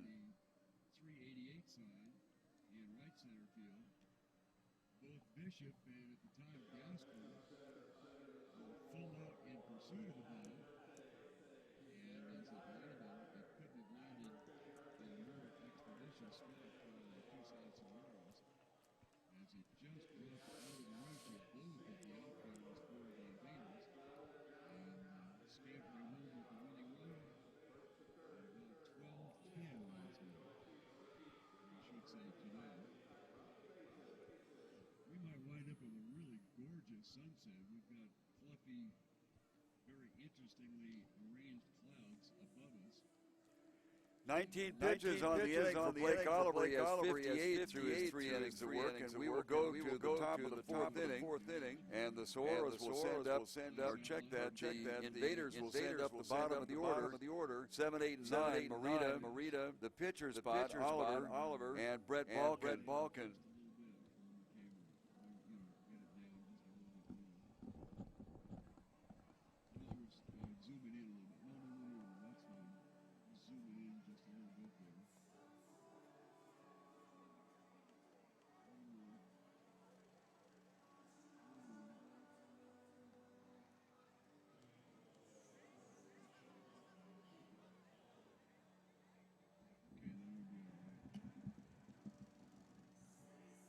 Low-budget production here. Sorry about that. One camera. And I tell you, quite frankly, with all of the troubles that we've had with the audio. So the leadoff hitter for the Roswell Invaders in the top of the 3rd inning, down 1-0, is the shortstop Brett Balkin. And then we go to the top of the order. And that will be Cody Bishop and Gavin Lavalier.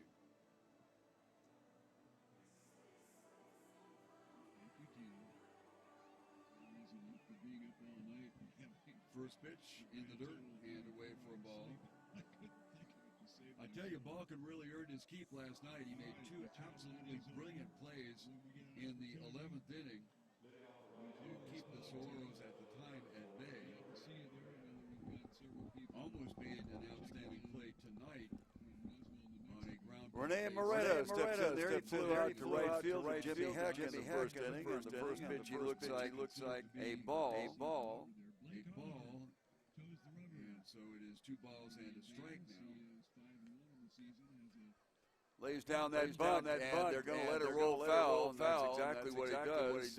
Geisel almost leaned over and grabbed it. All of a sudden, he realized the ball had enough of an angle to be able to roll foul. And they do exactly that. Keene got the pitcher, Blake Oliver, to strike out to end the second inning, and has Brett Balkin, the shortstop, 2-2. Balkin last night was 1 for 6. Blast down the left field line, and the foul. Pitch is low. 2-1 for Michael Morris. That left field corner down there. Hit the left field, and that will put a run here to lead off the inning for the Tucson. Check that for the Roswell Invaders. As the 7th hitter in the lineup gets a base hit. That is the 4th base hit that has been recorded against Randy Keene, checking the left field bullpen, and nothing going out there. Although Keene struggled in the third inning, struggled in the first inning. Has 60 pitches plus here as he enters into the 4th inning of play, top of the 4th inning.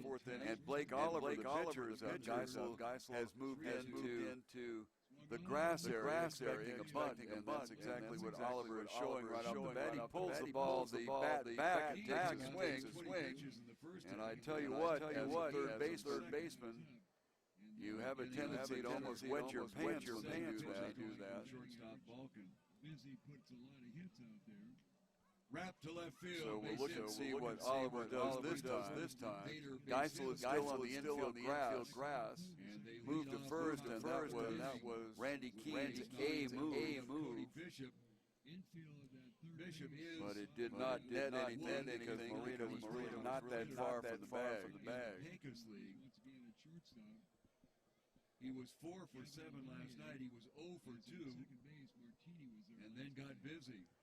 Runner going, swung on, and the throw from the catcher is short, and the stolen base is in there. So 2 strikes on the batter, Blake Oliver, but with the stolen base on the attempted hit and run there, they basically accomplished a sacrifice bunt, and they still have Blake Oliver up there. So Moreta in scoring position on second base as the Roswell Invaders are trying to expand their 2-1 lead here in the top of the fourth inning. As the shortstop, Michael Once Morris again, behind the bag at second. a ball, and Keene slumped his shoulders just like Oliver has done in the previous innings. Ryan Retz is As the narrow strike zone returns. There we go, motion picture for you. Daly and Heck. The narrow strike zone return. Swung on and hit to center field and to the shortstop, pop-up. I saw Burnell Daly move, and I thought, holy cow, that thing doesn't have that much leg, does it? And as a matter of fact, it did not. A soft pop-up to the shortstop Morris for the first out here in the top of the second inning. And Brett Balkin will be up. Balkin got a base hit and scored one of the two runs last inning for the Invaders, and that has put them up by a 2-1 count. We are in the top of the fourth inning. Bishop batting .433 coming into the ball game tonight. And Roswell threatening again. Kino the set checks second. Another check comes to the plate. This one pops sky high on the right side, and over to pick it up home. And that will be the second out of the inning. Up to the top of the order, Cody Bishop is 0 for 2, but don't let that fool you for 1 second. He was 0 for 2 last night, finished up 4 for 7. So the very prolific leadoff hitter for the Roswell, New Mexico Invaders necessitates the shift as Morris moves over back behind second base a little bit to the right field side of it. Rampone is on the outfield grass and deep is red with Tanner Geisel, the only patrolman over on the left side. First pitch is a ball outside. Cody was named the MVP of the Pecos League last night, and also named last night the Essential Cy Young Award winner for the Pecos League was our own Stephen Borkowski. Pitch down low. As Keene has fallen behind and once again get the body language that seems to indicate, come on up, for crying out loud, take a second look. But for the most part, on deck hitter, got a base hit. the umpire has been consistent. So it is up to the pitchers and batters to adjust. Swung on, high bouncer towards Rhett at first base. He'll toss it over to Keene, and he gets the out. The ball thrown a little bit behind Randy, so showing good athletic ability. He reached back behind him and got the out for the third out of the top of the fourth inning. Nothing across for Roswell in the fourth, so after 3.5, it is Roswell 2 and Tucson 1.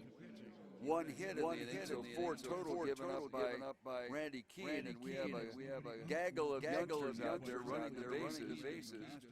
As you possibly know, no Sunday game here, so we don't run the bases then. And a little girl hops out to grab hold of the hand of our mascot. He is dressed in a saguaro costume, a saguaro cactus, so they call it sticky. Boy, I tell you what, they got a ton of kids out there. Normally on a game night, they don't have that many. And the sticky is off and running. Looks like a couple of young men are going to beat everybody around. Maroon shirt. You got to touch the bag there, dude. A lot of little pumpkins. Have a train wreck at third base. I love the little peanuts that get out there and run. However, with the beautifully executed play, runners on. a little girl with a pretty little ribbon in her hair, making the final run towards Sticky, and gonna greet him there. Mom's getting over there. That's good, Mom. Good stepped on third base. Good for you. Gotta love it. This is where future baseball fans are born. Saguaros up 1-0. And everybody is present and accounted for as they exit stage left. One out here in the top of the third inning. Move to first, nothing going on. Kaufman with Joey Miller in the on-deck circle. And it was Kaufman and Miller who got on consecutive order in the first inning. But a strikeout erased the threat. Recorded by Randy Keene. Ball floats high. Two balls. No strikes. Well, my apologies to you on mislabeling Louis Martini. On the website for the Saguaros, they show that he wears uniform number 6, and on the card that we were given last night, it showed that LaValle had uniform number 23. And they made that correction on our roster, but now we re-corrected, and I guess they swapped uniform numbers around or something. Anyway, my apologies to you, and we will get that corrected. In fact, at second base is number 23, and that is Louis Martini.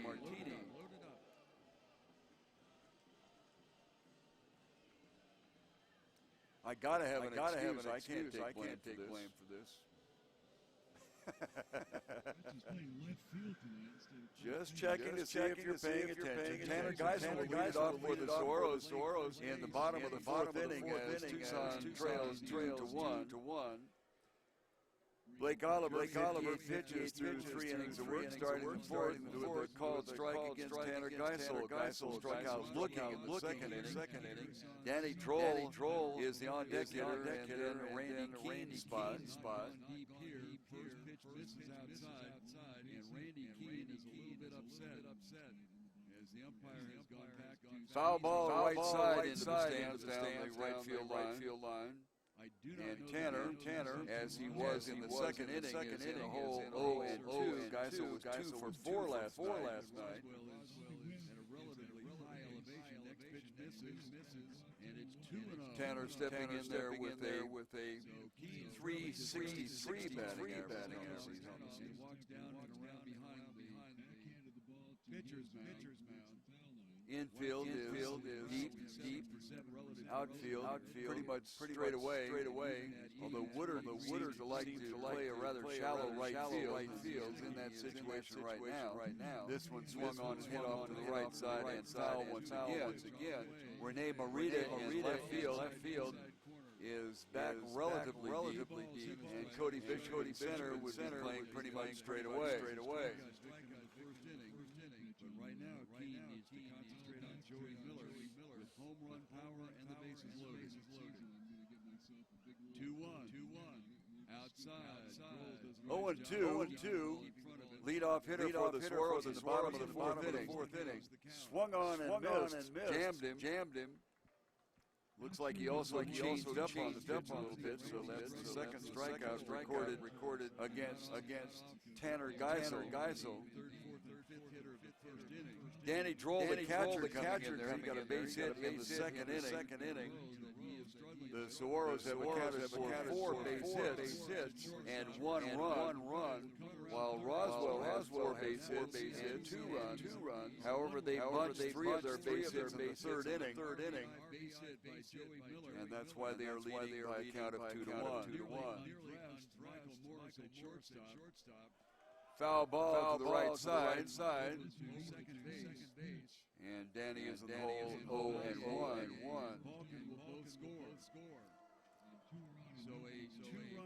If Roswell wins tonight, we'll be back on the webcast tomorrow evening at 7 o'clock. If Tucson wins, swung on and fisted out towards Balkan, takes it on a first hop and gets it over to first base for the 63 out. If the Saguaros come up with a victor tonight, then the championship series will start on Tuesday, Wednesday, and a necessary game on Thursday. 1-0, runners on first and second. 1 out here in the top of the third inning. If Roswell wins tonight and again tomorrow night, then the championship series will start in Roswell on Sunday. Randy Keene, the pitcher, the batter, outside corner called strike, and I would suspect that Randy is muttering to himself, where the heck is that call when I throw the ball out in that area. Not enough time to think about it, because Keene is back in 0-1. Jammed him, fouls it off. And Randy kind of walking around going mutter. As a hitter, if you get a pitch that you absolutely know under most circumstances you can handle, and don't handle it, a few expletives deleted come out. Base knockout towards Louis Martini at second base, and a quick 1-2-3 inning for Blake Oliver as the Saguaros go weakly in the bottom of the fourth inning. No hits in the inning, total of 4 overall. No runs in the inning for the Saguaros, and after 4 full innings of play, it remains Roswell 2 and Tucson 1. 9 pitches thrown in the inning by Blake Oliver. Those are the least number of pitches that he has thrown so far. He's gone 27 as he got off to a rocky start in the first inning. Then went 12, 19, and now 9. So Blake Oliver, who has a 6.88 earned run average, appears to be settling in. And that being a Cody Bishop pop out to the third baseman, Tanner Geisel. For the invaders in the top of the fifth inning, it'll be 2, 3, and 4. Louis Martini will lead it off, followed by Kaufman and Miller. Woodard looking at a 2-2 count. Swung on, fouled back again. Stay at 2-2. And coming up is Jimmy Heck. Infield for the Saguaros, Tanner Geisel. At third base, Michael Morris. At shortstop, Michael Rampone. At second base, and Jesse Baker. At first base, pitch misses inside, and he really showing some frustration. 3-2, he is not getting called strikes. This umpire is not working the black nearly as much as he has had in the past. So maybe he is just a bit off, but he's certainly not getting help with the squeezing strike zone. 3-2, hit hard, left field, back is Rex. Over to get it, sets his feet, and comes back in so that there's no advance by the umpire. So a flag, Ryan Reps in left field creates the second out of the top of the third inning. 2 runs already in, and Bobby Webb definitely has run power.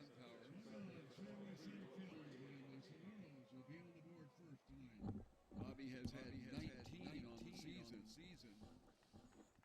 2 ducks on the pond, as they say, so a 3-run blast. Lewis Martini leading it off.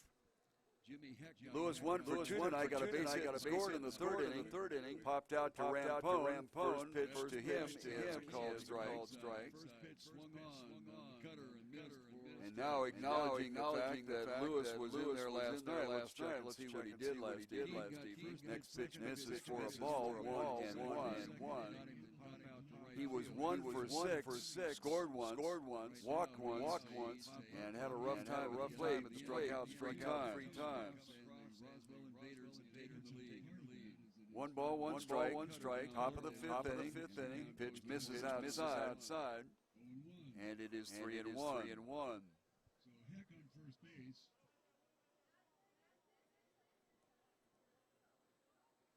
Jimmy is not a threat to go. Pitch down low, 3-1 now.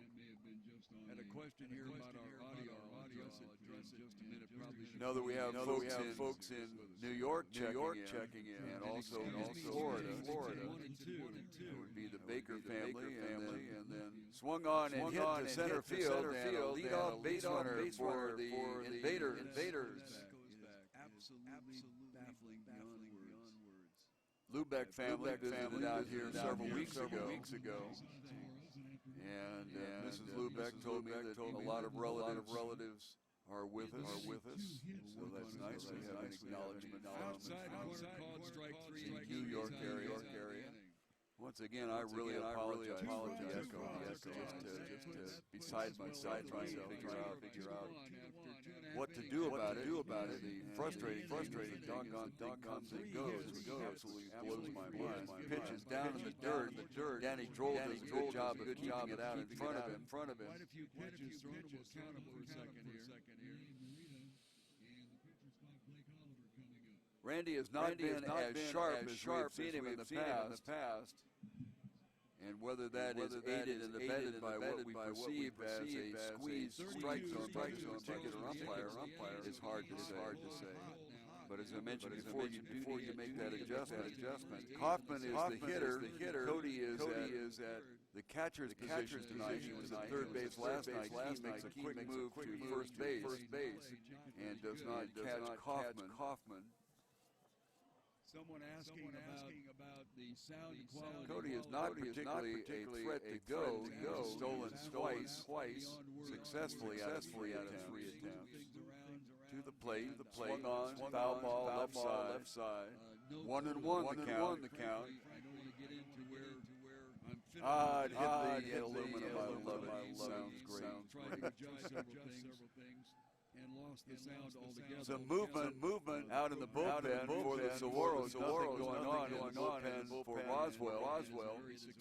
And we got a timeout called by the umpire here. And what seems to be the problem, some of the kids that are along the left field line, that's a grassy area, love to roll up and down. The base umpire happened to notice that a couple of them had gotten out on the warning track out there. Whether they overrolled the landing strip or not, or climbed over on purpose, don't know. pitch down in the dirt once again. Droll does a fine job of keeping the ball out in front of him. Quite frankly, both catchers, Baker, who's playing first base tonight, Danny Droll, who spells him behind the plate, do an absolutely wonderful job of keeping the ball in the dirt in front of them and holding runners right now. Martini at first base. Big swing for a strike. 2-2 the count. Sincerest apologies to you for being with us and having that problem. Lewis, although he plays second base, generally expected an infielder to have quickness and be able to steal, but he's only stolen one base in one attempt. Pitch swung on, hit towards left field, but right at Ryan Retz as he gathers it in for the line drive out. And I'll tell you, as a hitter, that is one of the most frustrating things when you just tag the daylights out of the ball and don't get anything for it. Of course, every now and then you get a 57-hop dribbler that gets through the infield and you get a make-up base hit. Joey Miller, the batter, he had the two-run single in the third inning that gave the Saguaros a 2-1 lead that has stood up now through the top of the fifth. Miller walked his first time at bat. The cutter swung on and fouled back into the screen for strike. Top of the fifth inning, 2-1 in favor of Roswell. Martini on first base with one out. Brunel Daly has shifted a little bit to the left of center. Everybody else is squared up straight away. Geisel plays his usual deep third base. Cutter right down the middle practically. And got Miller with wobbly knees and a called strike. 0-2. And the ball got into the grass area. A number of youngsters that are out there rolling around and having a good time. Celebrate. A lot of baseball played here at Kino Veterans Memorial Stadium last night. Keene tries to catch Martini sleeping over there, but it did not work. Lewis really does not have that big a lead, and he kind of has his shoulders leaning towards second base, which is probably not the best for getting back if a pickoff pitch comes this way, fouled off to the left side. 0-2, souvenir for a fan down there, but they're having trouble finding it. Oh, it came back out onto the field and they didn't realize it.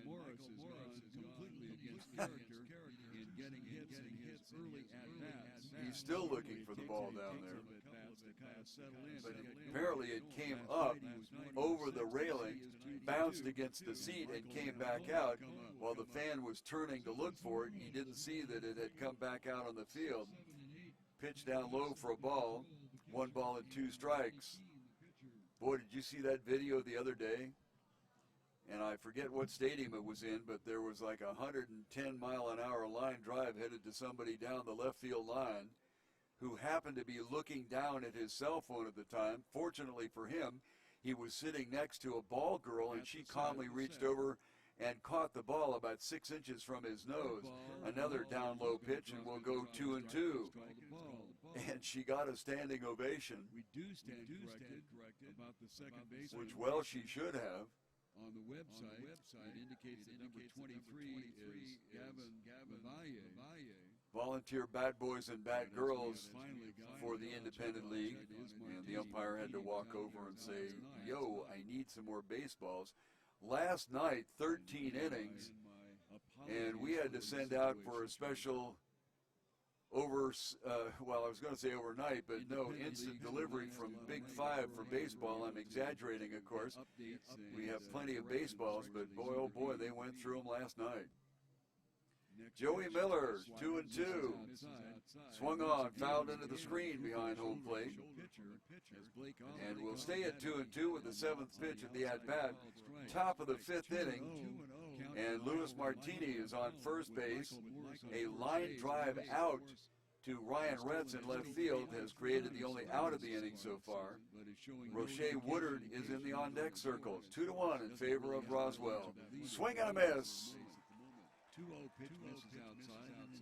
Oliver will go to 3-0 to Rampone. With Ryan Retz in the on-deck circle, will be followed by Jimmy Heck. Fourth strikeout recorded by Keene. Having said that one time in the first inning, Ryan Retz promptly hit into a 6-4-3 double play, and that slowed down the progression considerably. Morris dancing around a little bit at first base. Stepping in with 2 outs is Roche Woodard. Struck out in the first and flew out to Retz in left field in the fourth. First pitch, a called strike at the knees. So he steps in there with a 360 batting average on the year. Roche is one of a couple of right fielders in the league that just seem to play a very, very shallow right field. The right fielder for Alpine got burned by it several times in the last visit here. Baker fakes a throw back to the pitcher Keene and then tries to catch Martini napping by tagging him, but Martini stayed on the bag. That's where your first base coach comes in handy, letting you know this one's fouled off to the right side. I've seen some first basemen that are pretty excellent at sleight of hand and being able to seem like they were throwing the ball back to the pitcher. I've even seen a combination of first baseman and pitcher. The pitcher will reach out and act like he has caught it. Cutter, foul, right side, and the count will stay 0-2. Generally, Randy Keene's cutter has the batters baffled, but in that particular instance, the batter Woodard delayed on it and hit it foul down the right field line. This time Keene lofts one over to first base, just kind of a, I know you're over there, pal, so don't do anything foolish.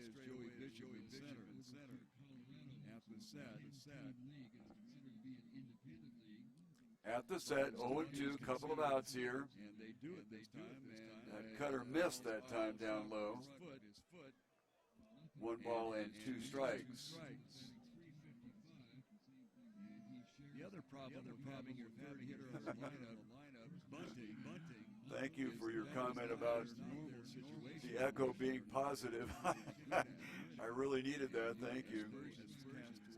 Okay, 1-2. Runner going, swung on, hit to center field, and coming on is Burnell Daly, and he will pick it off for the third out of the inning. Nothing across for the Invaders in the top of the 5th inning, and after 4.5 innings of play, it is Roswell 2 and Tucson 1. Morris is out at second base by way of a hit, and a walk to Michael Rampone. Rampone on first, and Ryan Retz at bat. 0-2 the count. 22 pitches in the inning for Randy, and that is up a bit from his 11 last inning. However, well down from the 32 that he had in the 3rd inning, and that's where he gave up 3 base hits. So it doesn't matter the fact that both teams have essentially the same number of base hits. The fact is that Roswell has bunched them, and that's why they're leading 2-1 after 4.5 innings of play. So I suspect if you wind up giving up an out, 93 pitches so far on the evening for Randy Keene, and there is some activity out in the Tucson bullpen. Pitchers beginning to stretch and move and beginning to soft toss. 1 hit in the inning. Randy has given up 5. He has struck out 4. And uncharacteristically, he has walked 2. I know that doesn't sound like many, but for Keene, that is up there a bit. So just kind of bear with it. Get through it because I'm afraid to tinker with it. Swung on, belted left field foul.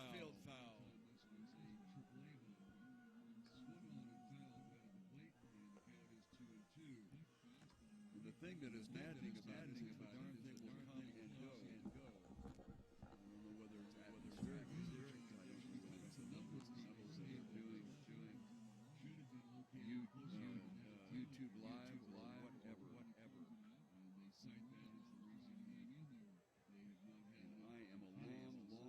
And I am a long way from a computer degree of dinosaur. Count on it.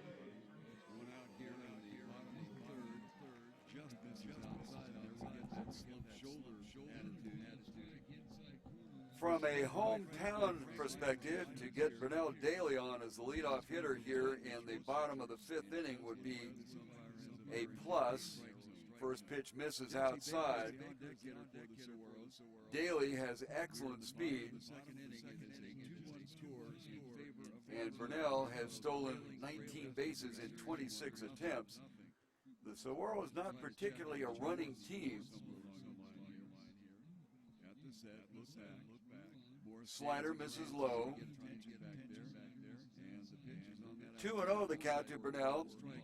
He bounced back to the pitcher Oliver in the second inning. Actually, it wasn't a bounce back. That ball was hit pretty sharply. Oliver got a glove on it.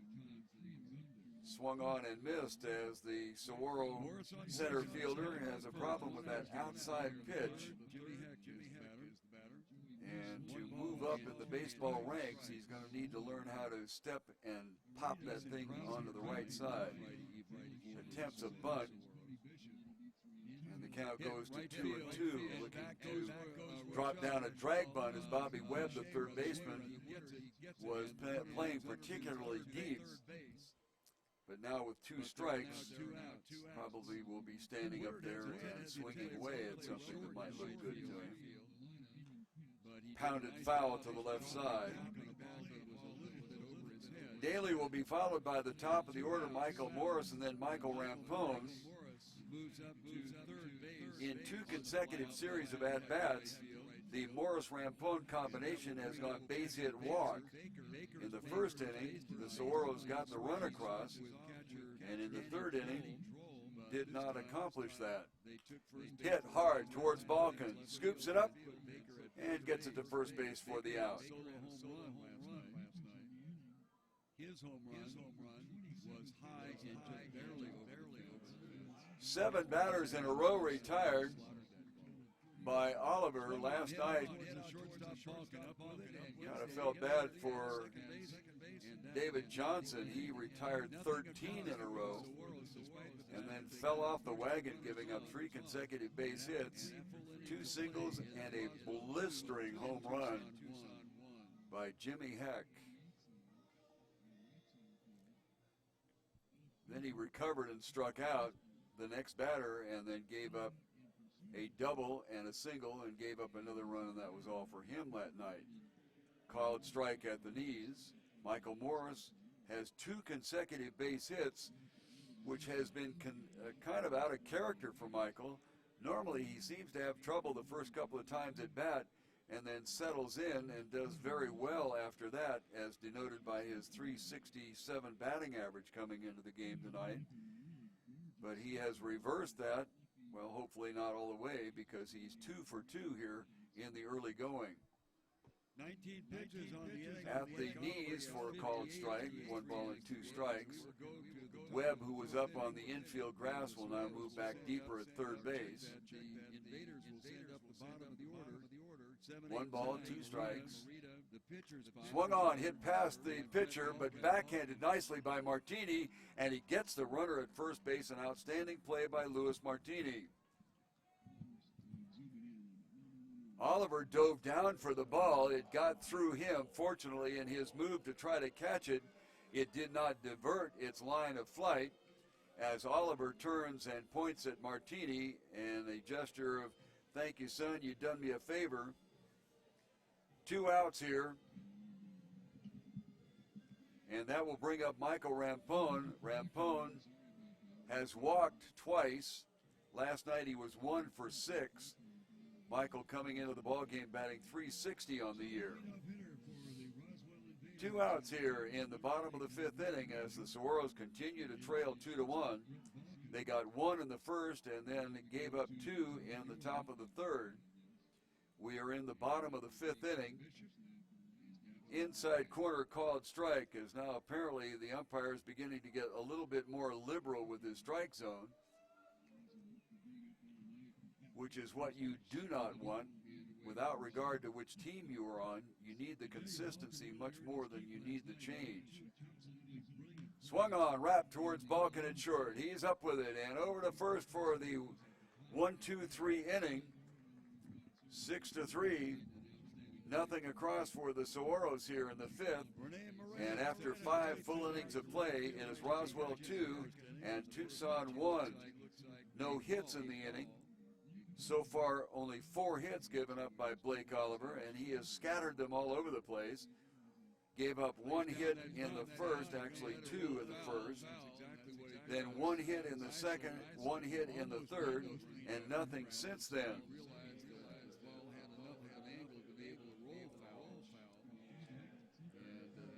An economy of pitches for Blake Oliver in that inning. He has thrown 11, and that is his second lowest total so far through 5 innings of play.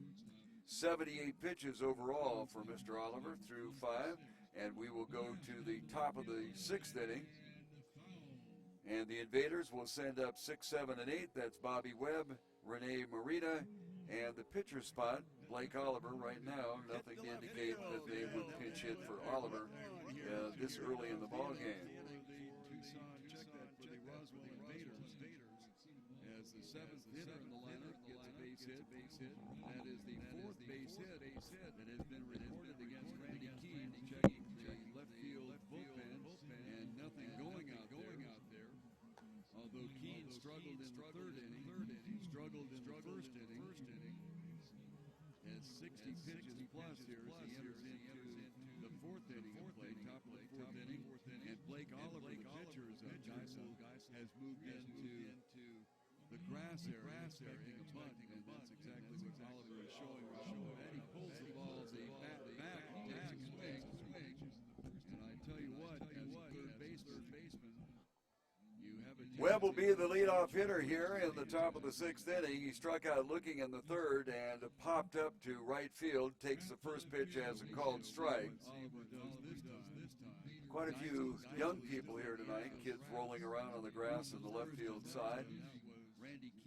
Could be part of their last hurrah before school starts in this area on Monday. Hit. Tanner Geisel unable to handle it. And I would suspect they will rack up an error for Tanner. So E5 puts a runner on first base. And Rene Morita will be the hitter. He's got 1 hit his last time up, stole second base, but then was stranded there.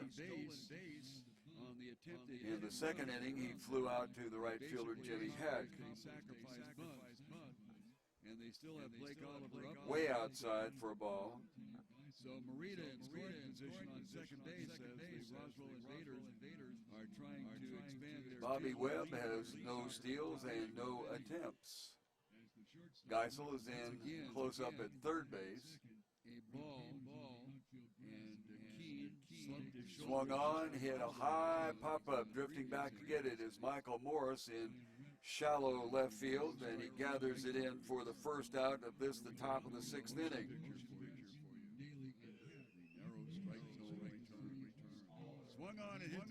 Blake Oliver stepping in. Last time he squared to bunt, and when the pitch came, threw his bat back and swung away.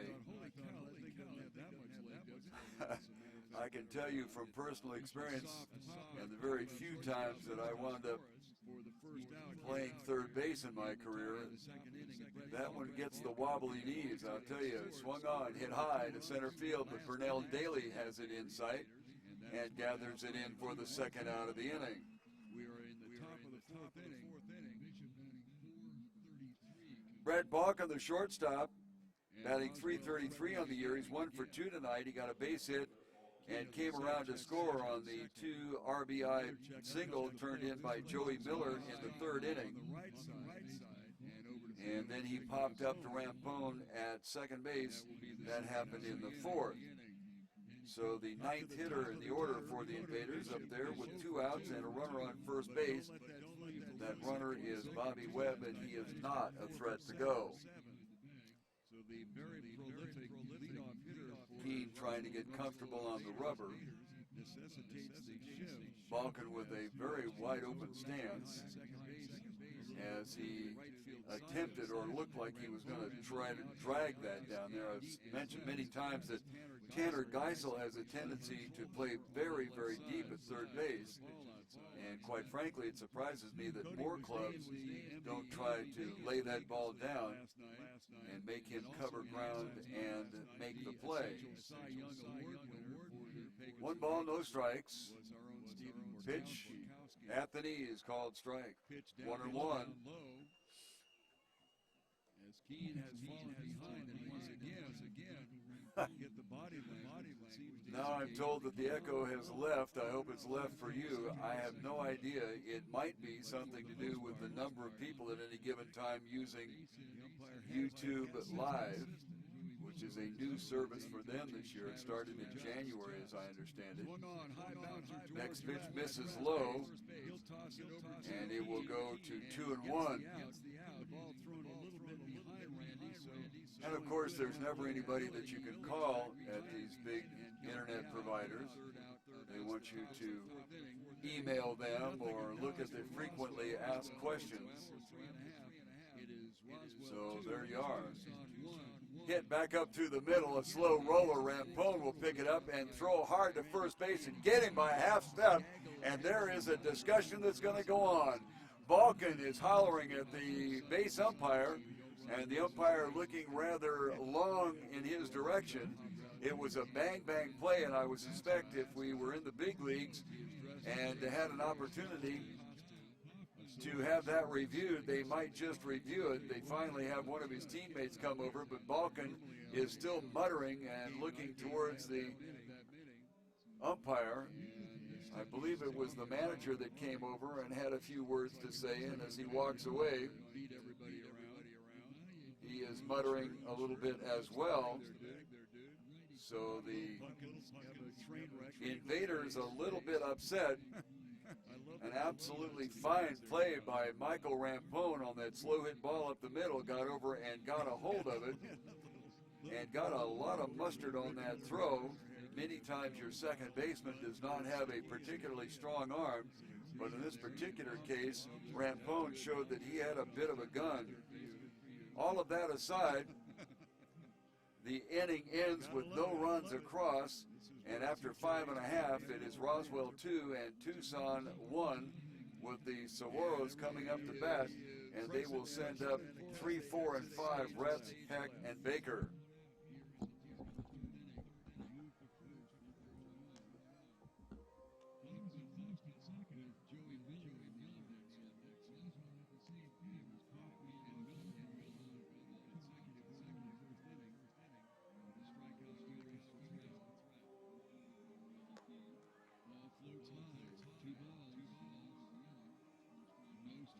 Well, my apologies to you on mislabeling Louis Martini.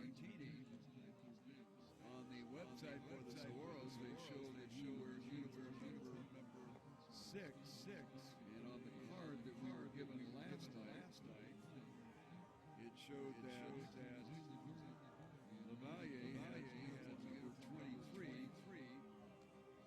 and they made that correction on the roster, but recorrected, and I guess they swapped uniform numbers around or something.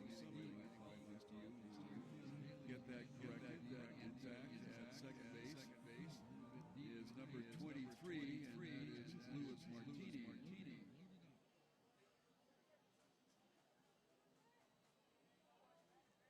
I gotta have an excuse. I can't take blame for this.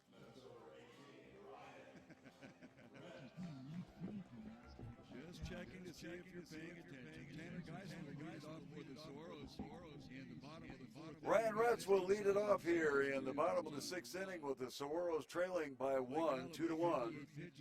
They are up in the series. First pitch outside for a ball. They're up in the series 1-0. Best of 3. If Roswell pulls off the win tonight, the rubber game will be tomorrow night at 7. Swung on and hit foul. 1-1. Foul ball right side into the stands. Ryan 3 for 7 last night, but a little bit more futile tonight. Hit into a double play in the first inning and flew out to the left fielder Morita. That happened in the 3rd inning. We are in the bottom of the 6th. It will be Retz, Heck, and Baker. Fouled off, just caught the tip of the bat and fouled it into the screen. Infield is deep. Outfield pretty much straight away. Although Woodard seems to like to play a rather shallow right field. He's in that situation right now. This one swung on and hit off to the right side and foul once again. Rene Morita in left field is back relatively deep. And Cody Fisher in center would be playing pretty much straight. Fouled off to the right side and hit my favorite spot in the ballpark. Came off the aluminum. There's kind of a semi-shaded area around the top of the stands on the field level. And it is made out of aluminum, and when a ball hits that directly, it has a gong kind of sound. Jammed him. Looks like he also changed up on the pitch a little bit, so that's the second. 1 ball and 2 strikes. Against Tanner Geisler. Way outside, and it'll go 2-2. Danny Droll, the catcher, Mentioned before that I'm from San Diego, and there are a couple of beaches along the Sunset Cliffs and even along the Bird Rock area that have stones about the size that would fit in the palm of your hand. And at certain times when the tide comes up on those stones and washes back, not the tide, a wave, in the dirt, 3-2. Wave will wash up over that, and when the wave begins to recede, it rocks the rocks back and forth, and they bump into each other, and they make the most interesting sound, kind of a warbling, low-toned sound. Used to sit there on the cliff above them sometimes and eat my lunch and listen to that sound. Very soothing, as a matter of fact. 3-2 pitch, outside, hit sharply to Martini, who scoops it up and gets it over to first base. So the first out of the inning is recorded on a 4-3 out to Mr. Martini.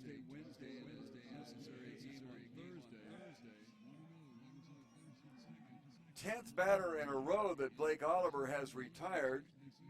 This is dating back to the 3rd inning.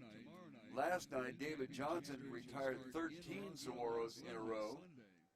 And then all of a sudden the roof caved in, gave up a 3-run blast and a single-run double. So we'll see if Blake Oliver can hang in there. There's some activity in the Saguaros bullpen and also a little bit of movement. Balkin out of his reach. Heck with a base hit. Second one of the night for Jimmy. Had an RBI single in the first inning, flew out to the right fielder in the 3rd inning and just got a base hit.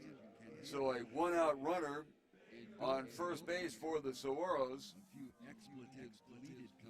And Jesse Baker will be up there. Last night, Baker got a home run as well. However, his was not as heartily struck as Jimmy Heck, but it counted anyway.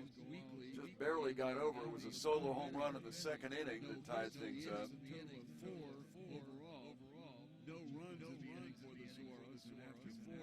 Jimmy Heck is not a threat to go. We'll see if they have Baker bunting. Baker stepped in batting .390 on the year. Is 0 for 2 tonight.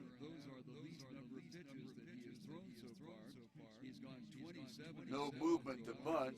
Pitches a slider outside for a ball. Oliver having a little bit of a problem finding home plate, although he only threw 11 pitches in the 5th inning, but he went 3-2, and on the 7th pitch, Retz bounded out. Heck was first pitch swinging for a base hit. Boy, Brett Balkin at shortstop gave it everything he had. Gonna have to break out the tide for him after the ball game. Swung on, hit down towards third base, backhanded by Webb. The long throw across the infield records the out. Nice play by Bobby Webb. Second out of the inning. That does move the runner Heck over to second base. So the Saguaros have a runner in scoring position.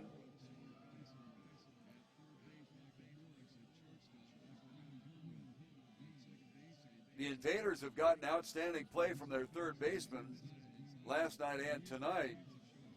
Cody Kaufman, who is catching tonight, was at third base last night, and he made a couple of sparklers down there. And Bobby Webb just announced his presence with a little bit of authority, going hard to the foul line to his right, put on the brakes, and really slung that ball over to first base. Tanner Geisel up there. Tanner has had a rough night tonight. He was 2 for 4 last night, but he has struck out in his 2 performances tonight. Called in the second and swinging in the fourth. He got jammed in the one in the fourth. And the one in the second, he got surprised. Geisel, the third baseman for the Saguaros, batting .363 coming into the game. Oliver, a very deliberate worker when there are runners on base. Pitch sailed high, I guess. Lewis Martini leading it off. Heard the bench on the right side down the first base line for the Invaders kind of go, what? First pitch to him is a called strike. And now acknowledging the fact that Lewis was in there. Tanner Geisel from the right side, Oliver righty. Pitch misses for a ball. At the set, long look back at second base, swung on and hit towards the hole at third. And that was almost a double play. In fact, it was a double play, but it was unnecessary. For some reason, 1 ball, 1 strike. Bobby Webb tagged the runner out going from second to third and then threw to first base. I don't believe that they recorded the out on Heck moving from second to third. But Geisel, according to the umpire, was gunned at first base, so the second in a row that Bobby Webb recorded an out as the assist man. And that ended the inning for the Saguaros, despite the fact that they got a base hit. That is the 5th base hit recorded against Blake Oliver. And in the bottom of the 6th, no runs across once again. As the Saguaros leave a runner in scoring position, they left a runner likewise in the 3rd, and also in the 1st inning left a runner in scoring position. So at the end of 6 full innings of play, our count remains and has been that way since the 3rd inning. Roswell 2 and Tucson 1.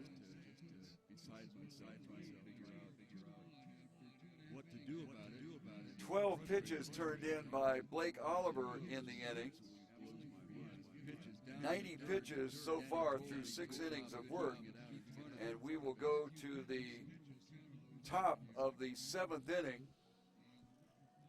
Randy Keene has hurled 102, and we have had some activity out in the bullpen, and it looks like we may have a medium length reliever here.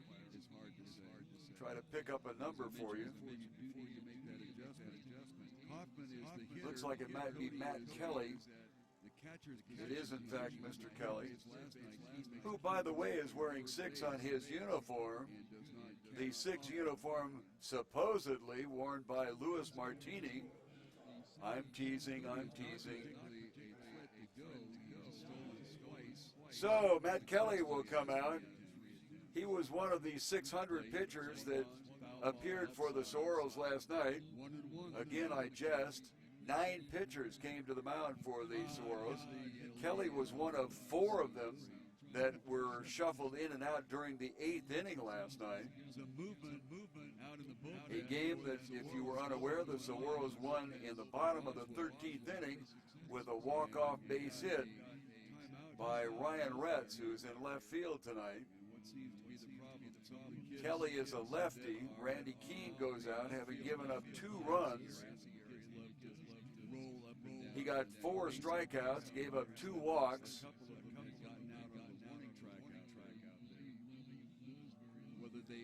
Gave up 5 hits.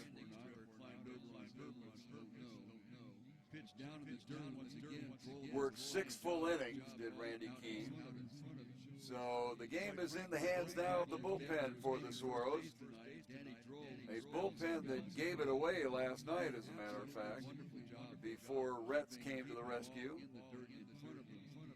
Top of the 7th inning, top of the order, Cody Bishop, Luis Martini, and Cody Kaufman. How many times does a player make a fine defensive play and then wind up being the batter in the next inning? And that's the case for Luis Martini, who made a fine play to get out Ryan Retz, first pitch in for a called strike. Bishop on the night is 0 for 3. Next pitch misses for a ball. Bishop was 4 for 7 last night, so I guess he needs to be feared in the later innings. Pitch is down low and gets away from the catcher, Danny Troll, no problem because nobody is on. But the problem, of course, is that the count is 2-1. Joey Miller, the batter. He had the 2-run single in the 3rd. Fouled off into the stands on the left side. Boy, I tell you got to watch that ball. The ball hit on the back of the seat and came back about 10 rows, where a gentleman in the 2nd row turned around and caught it. Now he's being very kind and handing it over to one of the youngsters. We have quite a few young people here tonight. 2-2, swung on and missed. And that will be a strikeout. First out of the top of the 7th inning as Matt Kelly gets a strikeout. As I recall, Matt only faced 1 batter last night, as the manager for the Saguaros was playing lefty-righty-lefty. Luis Martini, 2 hits in his last 2 times at bat. First time up, he popped out to the second baseman, Rampone. Got a base hit and scored in the 3rd inning. Didn't make it any farther than first base in the 5th. So from the right side is the second baseman for the Invaders, looks at a call for a strike. In the 7th inning for Tucson, they will be looking at the bottom of the order, 7, 8, and 9. So time is beginning to run out on the Saguaros. Foul, no, by golly, a line drive. I thought certain that would be foul. Jesse Baker got over and grabbed it for the out. Line drive out by Jesse Baker. Second out of the inning, Cody Kaufman, the hitter. Cody stepped into the game batting .416. He ripped a line drive right at Ryan Retz in left field in the 5th inning, got a walk, and got as far as second base in the 3rd inning, and a base hit and got as far as second base in the 1st. The railing bounced against the seat and came back out while the fan was turning to look for it. He didn't see that it had come 2 back runs, out. 6 hits, and no errors Down low for a ball. for Roswell. 1 run, 5 hits, and 1 error for Tucson. The other day, and Inside corner called strike. There was like a 110-mile-an-hour line drive headed to somebody. If Roswell wins it tonight, we'll have the rubber game tomorrow night at 7 o'clock. Same bat time, same bat station. Hit hard, Daly back to the warning track almost, but he gathers it in, and that will be a 1-2-3 inning for the Saguaros. And she got a standing ovation. Nice job by Brunel. Retreated just exactly the way an outfielder is taught to retreat. So a 1-2-3 inning for Matt Kelly. His strikeout was the 5th against Roswell tonight. And we had to send out for a special 9 pitches in the inning for Matt. I was going to say overnight, but no instant delivery from big. No hits for a total of 5 on the game for We have plenty of baseball. the Invaders from Roswell, and of course the Invaders Joey Miller were those 2-2. nasty aliens that supposedly came down in the area and is part of local folklore. Stay at 2-2 with the seventh pitch of the at-bat. Top of the fifth inning. Not exactly sure what the attendance is tonight, but it definitely is a whole lot more than we normally get.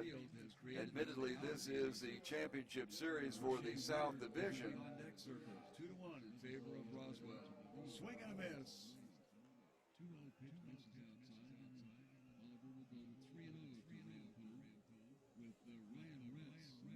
So with the seventh inning stretch festivities out of the way, Recorded by Kino. Blake Oliver will come out for his seventh inning of work. So far, Blake has given up one run, which defies the fact that he has a 6.88 earned run average. Stepping in with 2 outs is So tonight might possibly be his night. Struck out in the first and flew out to Retz in left field in the fourth. First pitch, a called strike at the He has given up a couple of walks in his 6 innings of work up to this point. He's thrown 90 pitches during that period of A time. couple of right fielders in the league that just seem to play a Has 3 strikeouts and has the lead, 2-1. Alpine got burned by it several times in the last visit here. Baker Awfully nice to have so many Invader fans joining us this evening. napping by In the Pecos League, we are working very hard to try to get some sort of video or audio feed from every team in the league so that right side. the hometown team does not have to spend the money to send First baseman that a crew on the road, at sleight of hand. and yet the hometown fans can follow what's going on without regard to the fact they might be listening to a home team announcer. On this end, try very hard not to be a homer. I've always hated that when I was listening to baseball games, when all you ever heard about was how the home team was doing this and that and the other thing. Visiting teams have their day in the sun as well, Generally, Randy Keane's and I hope that I've given a balanced account of what's going on here for you tonight. First pitch misses inside. This is Danny Droll, the catcher, base hit in 2 times at bat. He grounded out to Balkan in the 4th inning. Now we're in the bottom of the 7th. First pitch is a ball. Oliver, slider, misses outside. And once again, we get that kind of drooping shoulder and look towards the umpire saying, what? Cutter missed that time down Try to low. pick up a number of the pitcher warming up in both bullpens. Outside, and it goes 3-0. Thank you for your comment about the echo being positive. I really needed that. Thank you. Okay, 1-2. Runner It looks going, like swung on, 16 hit center in the field, bullpen and coming on is for Brunel the Daly, Invaders. and he will pick Automatic off right down the middle. That's inning. Eric Gleese. He was in the game last night, along with Nothing every across pitching for buddy the that he had. I Invaders think in the the only top of the pitcher that fifth did inning. not get in the And game last after night was 4.5 Blake innings of Oliver, play, the starter for it is tonight. Roswell 2 and 3-1. Swung on, popped up down the right side. Into foul territory is Joey Miller, and he grabs it for the out.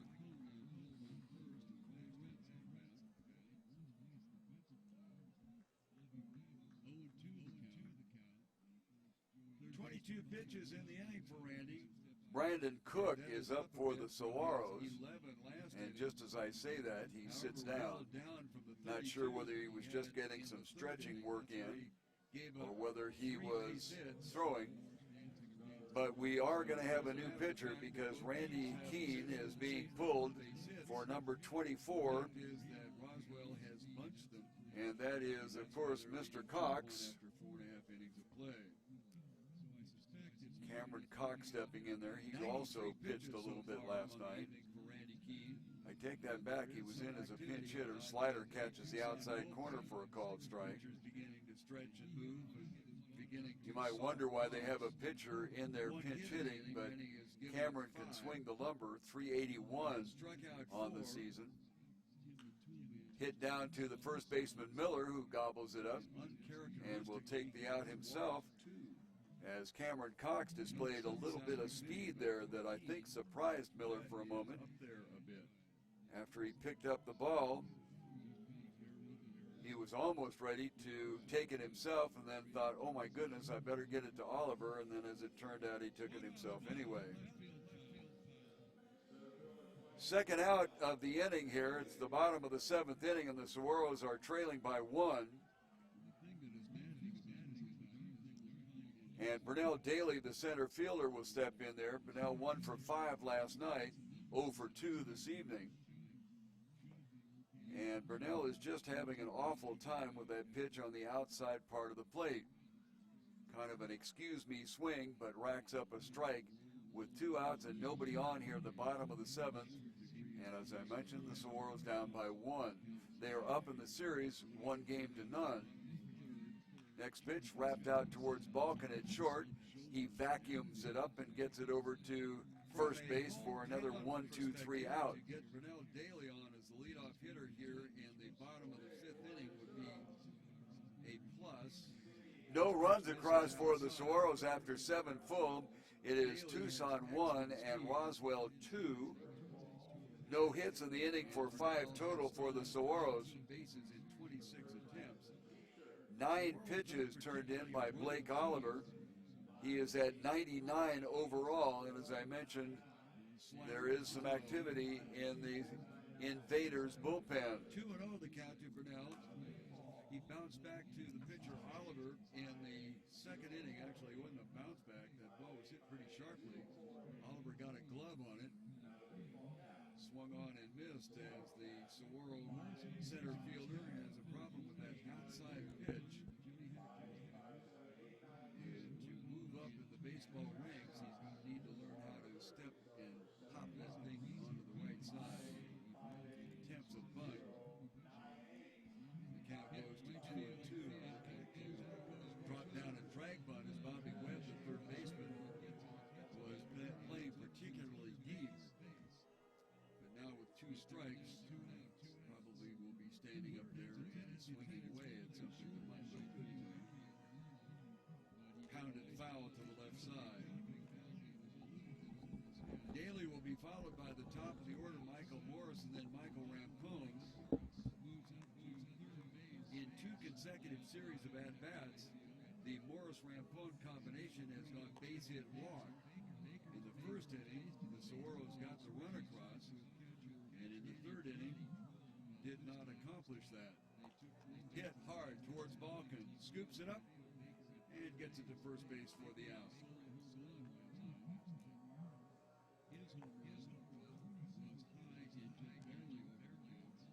7 batters in a row retired by Oliver last night. Kind of felt bad for David Johnson. He retired 13 in a row and then fell off the wagon, giving up 3 consecutive base hits, 2 singles, and a blistering home run by Jimmy Heck. He recovered and struck out the next batter and then gave up a double and a single and gave up another run that was over for him that night. Called strike at the knees. Michael Morris has 2 consecutive base hits, which has been... Well, Brandon Cook will take over for the Saguaros here in the top of the 8th inning as time is beginning to run out for Tucson. And does very well after that, as denoted. Brandon on the year, 3-1 with an 8.19 earned run average. Misses on his first pitch to the leadoff batter Joey Miller, as 4, 5, and 6 will come up for the Invaders. Miller, Woodard, and Bobby Webb. The knees for a called strike, 1 ball and 2 strikes. Cook gets a called strike, 1-1. Grass will now move back deeper at third base. 1 ball, 2 strikes. Bottom of the 8th, bottom of the 9th. The pitcher, but All that's left in regulation for the Saguaros. Slider outside misses. 2 balls and a strike. Oliver dove Miller down a for walk, the ball. an RBI, actually a 2 RBI single in the 3rd inning, and that's the difference. He struck out in the 5th inning, hits it solidly to left field, and they will have a leadoff runner on with a base hit by Joey Miller. Roche outs here. Woodard will come up. Woodard is 0 for 3 tonight, And that will bring up Michael Rampone. and he was Rampone out in a has pinch walked inning role twice. last night, so in the Last series night he's he 0 was for 1 4. 6. Michael coming into the ballgame batting .360 on the year. 2 outs here in the bottom of the 5th inning as the Saguaros continue to trail 2-1. Joey has not They stolen got any one in the bases first this and year, then so gave the up only way 2 they'll move in him the around third. is with a bunt. Geisel thinks that We are there's in a the bunt bottom of on, the 5th pitches on the inning. outside corner for a Inside called strike. corner called strike. Tanner Now is on the apparently grass umpire's beginning to get a little bit at more third liberty with base. his strike zone. Squeezed in to try to get the double play as Morris and Rampone at short and second. Without regard to which team you were on, you Brandon need Cook consistency much more than you need slings to a slider high. Swung on, wrapped towards 1-1. short. He's up with it and over to first for the 1-2-3 inning. 6-3. Nothing Well, I can across see for that the from Saguaros here in the 5th. what is And after on the 5 screen innings of here, play, it is on the Roswell monitor 2 screen, that and we are Tucson well 1. behind No hits in from the inning. actual point in So which far, I only see the 4 game in hits front of given me up by to what I Blake see Oliver, and he has on the scattered screen, them so all that over the might be place. part of the problem with Gave the up echo. 1 hit in the first, And I so understand 2 on a runners. foul off there, 1 ball and Then 2 1 strikes, hit in the second, that it 1 does hit in come the and third, go. and nothing But since the then. overriding concern has always been the low volume involved. But every time we run that volume up, And we get the economy echo pitches twice for as Blake bad. Oliver in that inning. He has So thrown whether it is 11, involved with the buffering and that is his second lowest total or the so far volume through of 5 use innings of on play. YouTube Live, 78 pitch pitches just overall, inside Mr. Oliver, and goes to 35. a 2-2 And we will count, go to the not top knowing, of the can't 6th say, inning. and kind of And trying the to live Invaders with will it here. send up 6, 7, and 8. That's Bobby Webb. Frankly, Renee very Maria, concerned and about the pitcher tweaking spot, with it, Blake making it Oliver worse. right now, nothing Next but pitch a misses pinch low, hit for Oliver. and now Brandon Cook is getting a taste of the slumped shoulders, and oh my goodness, what was that really? That has been something that each of the pitchers tonight have experienced, as this umpire has a very, very narrow strike zone. Swung on and missed, strikeout. Brandon Cook's first strikeout, that's the 6th strikeout that's been recorded by Tucson pitching tonight, and that will bring up Bobby Webb. Webb got on an error by Geisel in the 6th inning, struck out looking in the 3rd, and popped out to the right fielder Jimmy Heck in the 2nd inning. However, all of that being said, Mr. Webb has a little thunder in his bat and has 19 home runs on the season. First pitch to him is high for a ball. Popped up to right field, takes the first pitch as a called strike.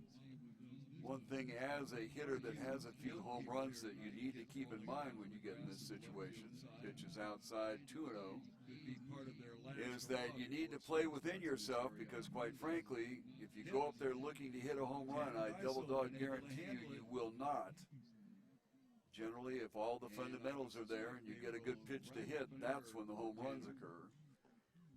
Just misses inside, 3-0, and get a little bit of a groan out of the Tucson dugout this time.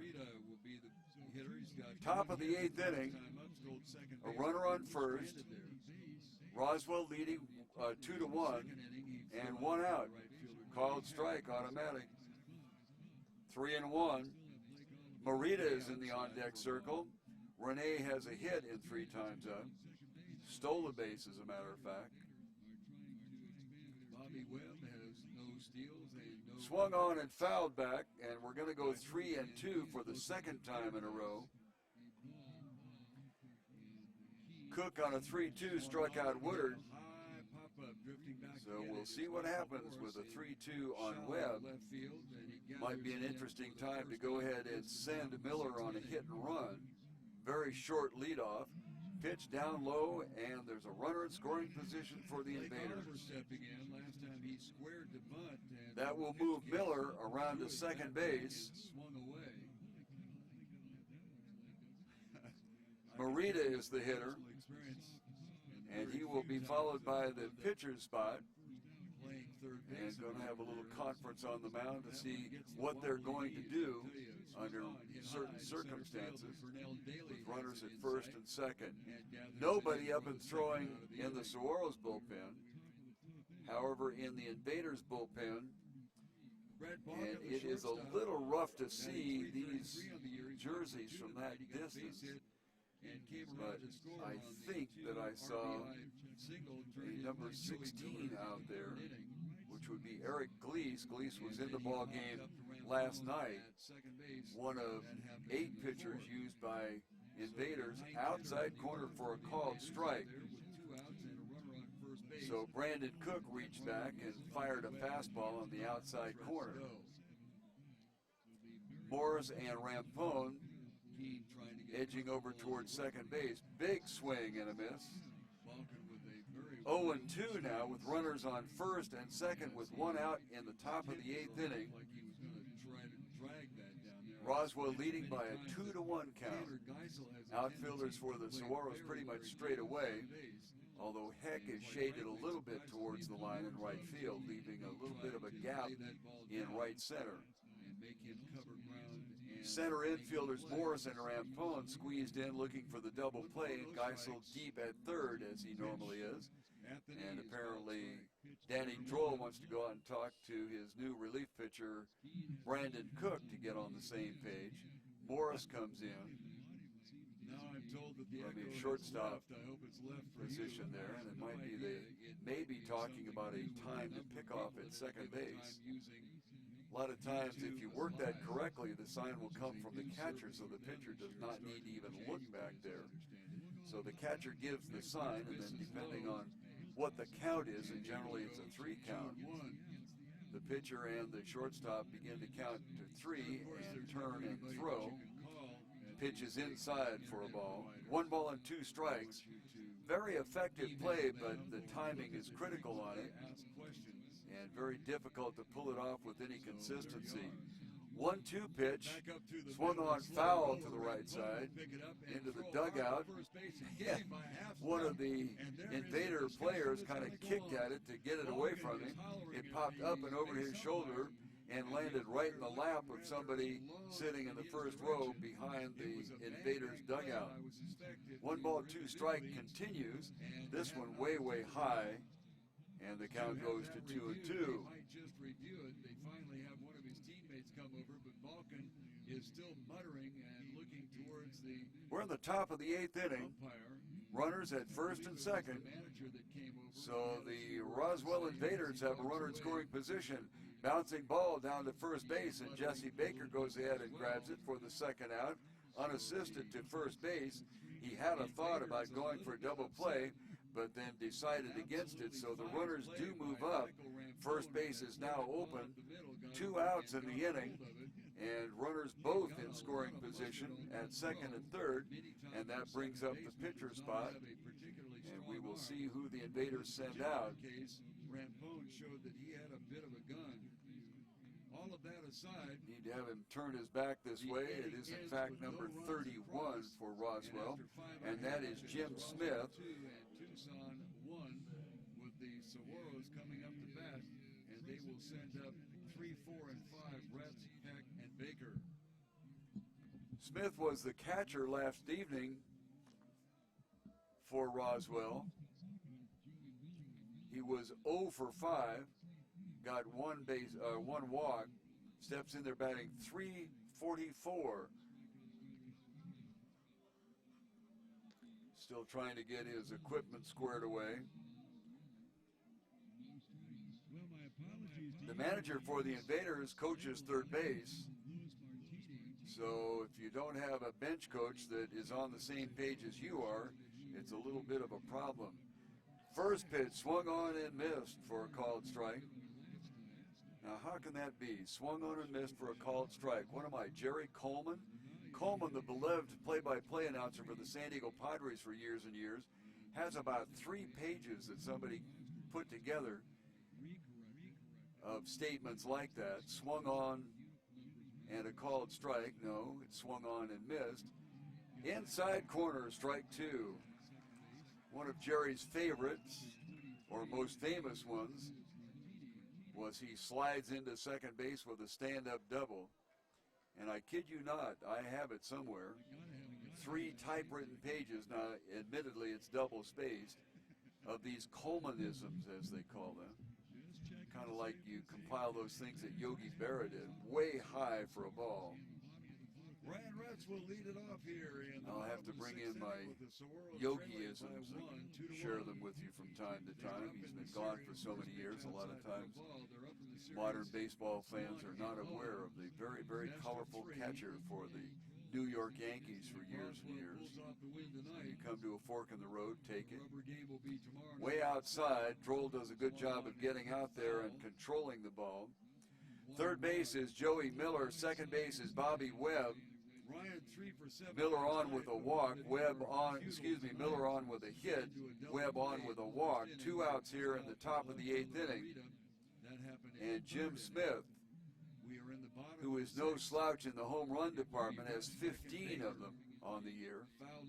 First base is open. Pitch is high, 3-2. And it might be the expedient thing in this particular case to go ahead and waste another pitch and load them up.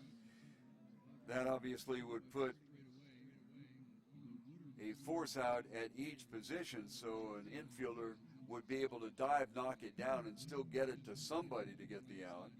Brett Balkin, the 9th hitter in the order, is on deck. Swung on and missed and struck him out. Fouled off to the right side and hit my favorite. Threw him a changeup, and Smith could not hold back. Semi-shaded area. So we have nothing across for Roswell in the top of the 8th inning. And after 7.5 innings of play, it is Roswell 2 and Tucson 1.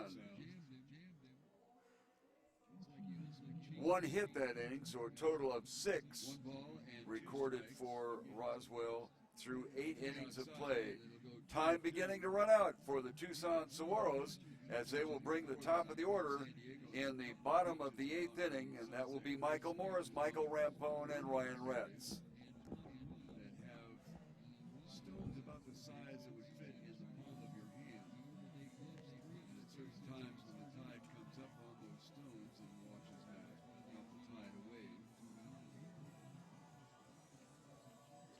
Dirt, 3-2. Wave will wash up over that when the wave begins to recede. It rocks the rocks back and forth, and they bump into each other, and they make the most interesting sound, kind of a rumbling, low-tone sound. Used to sit there on the cliffs above them sometimes and feed my lunch and listen to that sound. Very soothing. 3-2 pitch. Outside, hit sharply to Martini, who scoops it up and gets it over to first base. So the first out of the inning is recorded on a 4-3 out to Mr. Martini.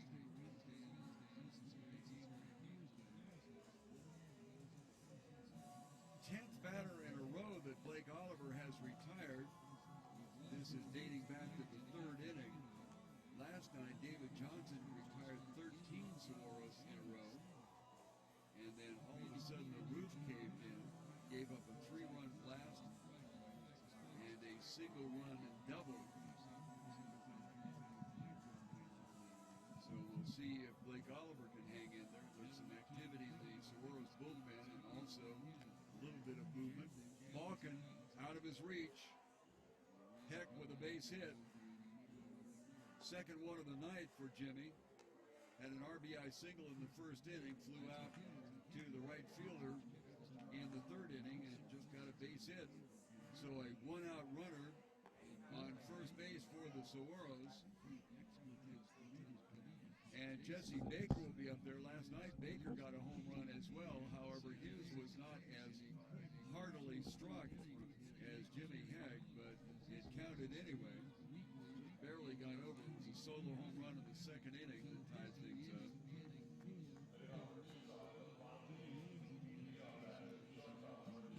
Jimmy Heck is not a threat to go. We'll see if they have Baker bunting. Baker stepped in batting. Well, the top of the order for the Saguaros in the bottom of the 8th inning will face a new pitcher, Eric Glees. First pitch by Morris. Morris is swung on and missed. Glees came in and put out the fire in the 6th inning last night.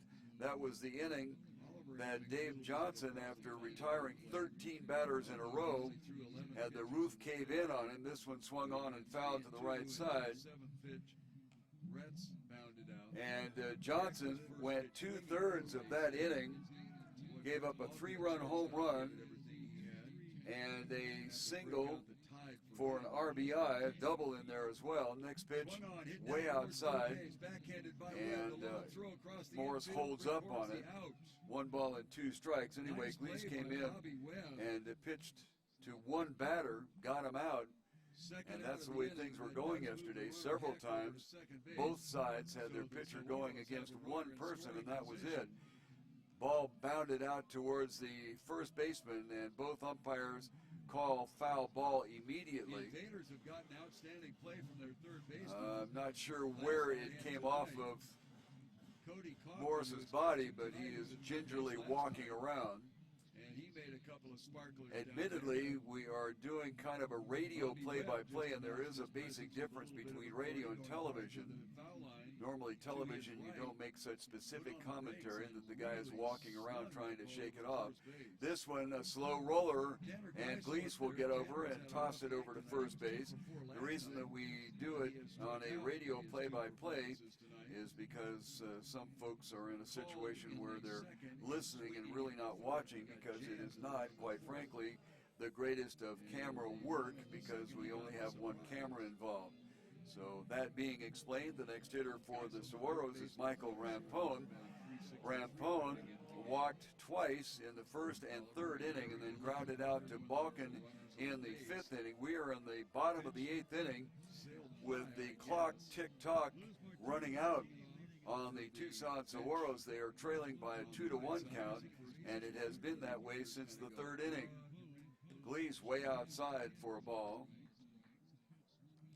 Rampone 1 for 6 last night, 360 as he came into the game tonight. Tanner Geisel from the right side. Deep in left field is Morita. At the set, long Center field Bishop is pretty much straight away. Hard swing on a slider and a miss, 1-1. And as I mentioned, Roche Woodard in right field really likes to play shallow, and he is shallow at this time. Tagged the runner out going from second to third. 1 ball, 1 strike to the second hitter in the Saguaros lineup. Outside corner called strike, 1 ball and 2 strikes. According to the umpire, was gunned at first base, so the second. Gleese on the year is 1 and 2. He also has a very elevated ERA, And that ended the inning for the Saguaros. as does Blake Oliver, but so far, Tucson hitters have not been able to live up to that ERA. Outside, misses, even count 2-2. Likewise in the third, and also in the first inning, left a runner in scoring position. Well, I see what part of the problem is, and we mentioned this earlier, that what I am seeing on the screen on a delayed basis is way behind what is happening on the field outside for a ball, 3-2.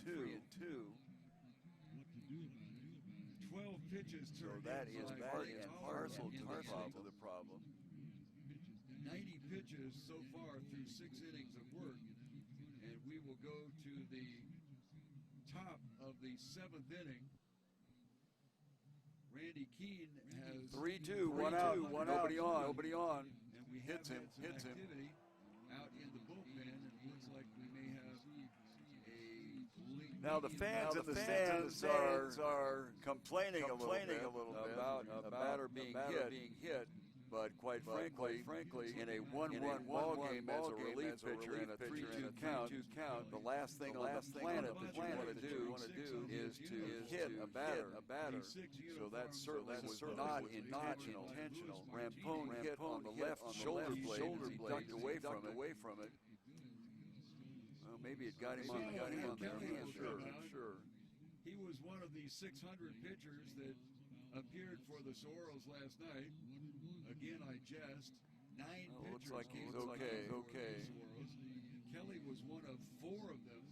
That Having a were few having words with, during not the at eighth first baseman Joey Miller. A game that, if you were unaware, the Saguaros won. Well, would this not be a very interesting situation? Ryan Retz is the one that got the walk-off base hit last night. And here he is with the runner on first base. He's 0 for 3 tonight after being 3 for 7 last night. Ryan does have home run power. We've seen he hit one out of this ballpark. That one just blasted and fouled on the left field side. They gave up 5 hits.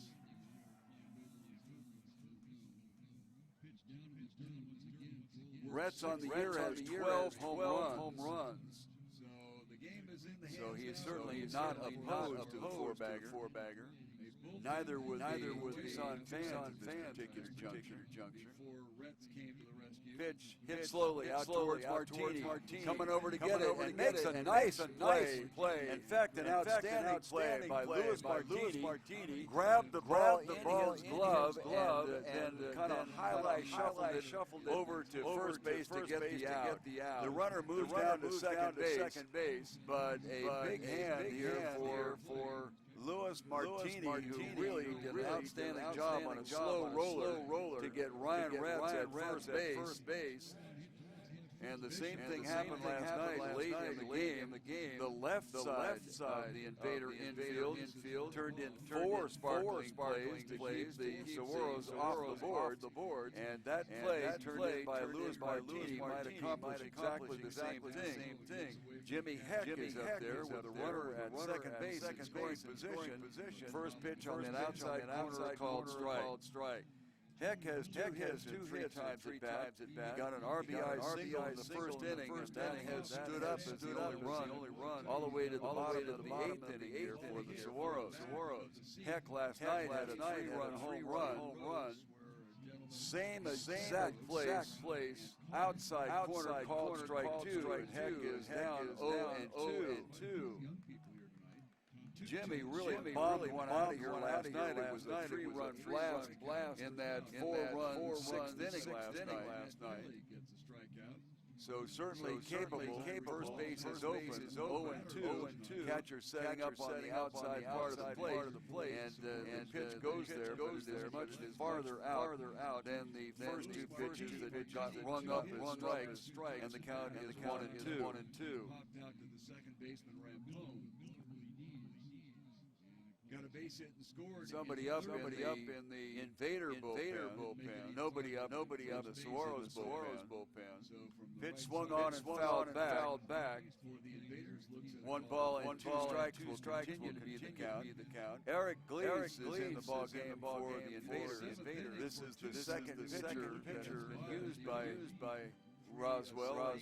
That is completely and totally alien, if you will, than what happened last night.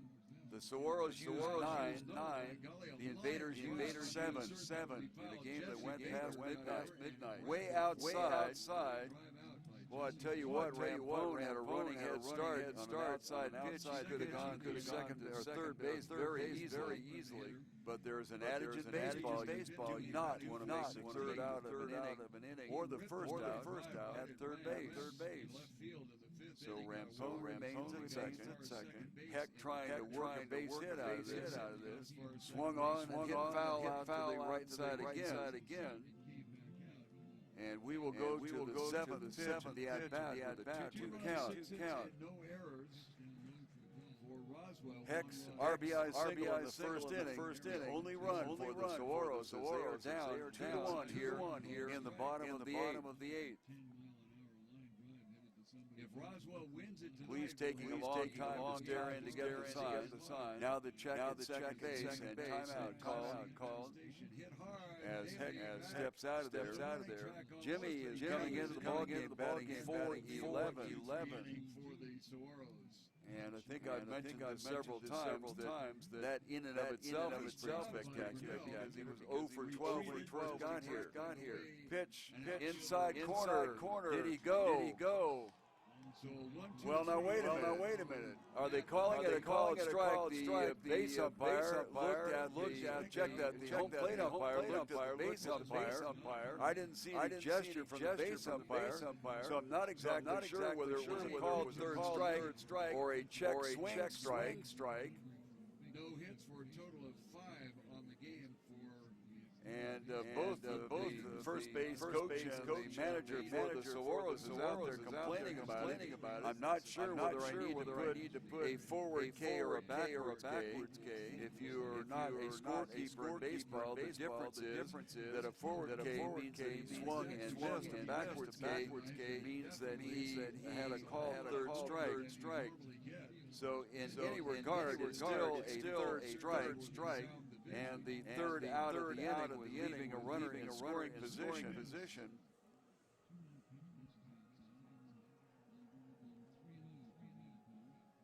This is the third time, actually the fourth time in the game that the Saguaros have had a runner in scoring position and have been unable to deliver. So Glees comes in and shuts down the Saguaros in the eighth inning. After 8-0, it is Roswell 2, and the Saguaros won. So tonight might possibly be his night.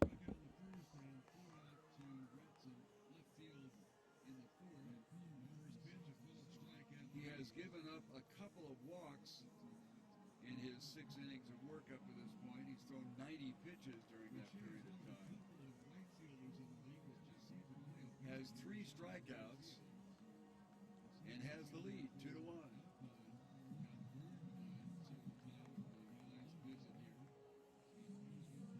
Awfully nice to have so many Invader fans joining us this evening.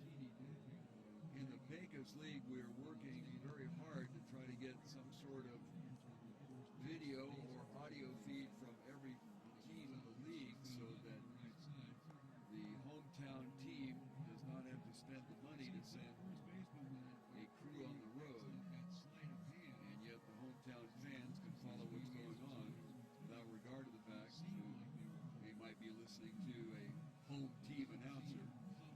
On this end, try very hard not to be a homer. I've always hated that when I was listening to baseball games, when all you ever heard about was how the home team was doing this and that and the other thing.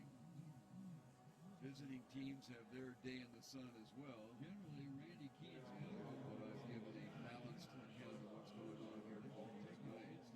First pitch misses inside. This is Danny Droll, the catcher, base hit in 2 times at bat. He grounded out to Balkan in the 4th inning.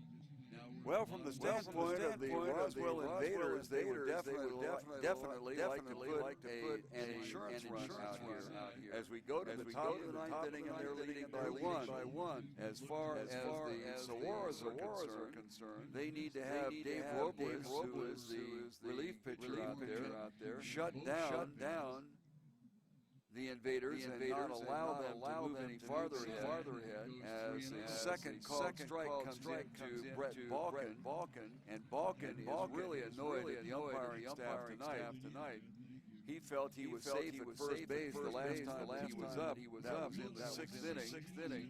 And now, after the second called strike, he came swirling out of the batter's box, complaining that it was not bounding ball hit towards Rampone at second base. He comes up with it and goes to first for the out 4-3. The starter for tonight.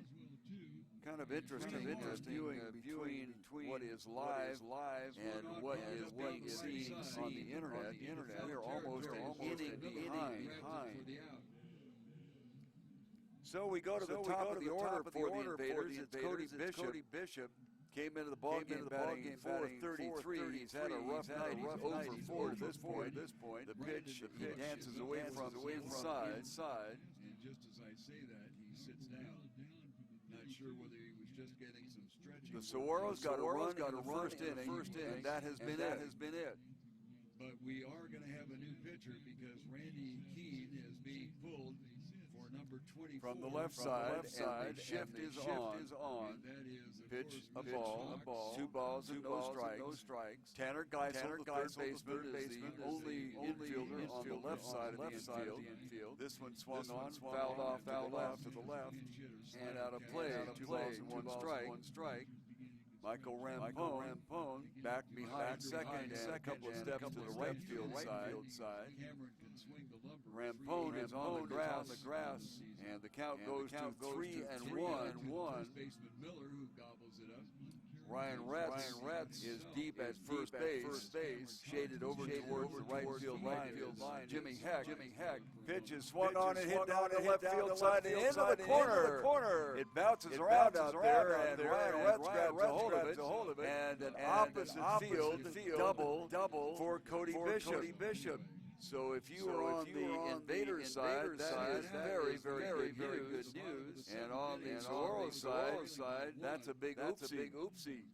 The next hitter, Luis Martini, has 2 hits and 4 trips to the plate.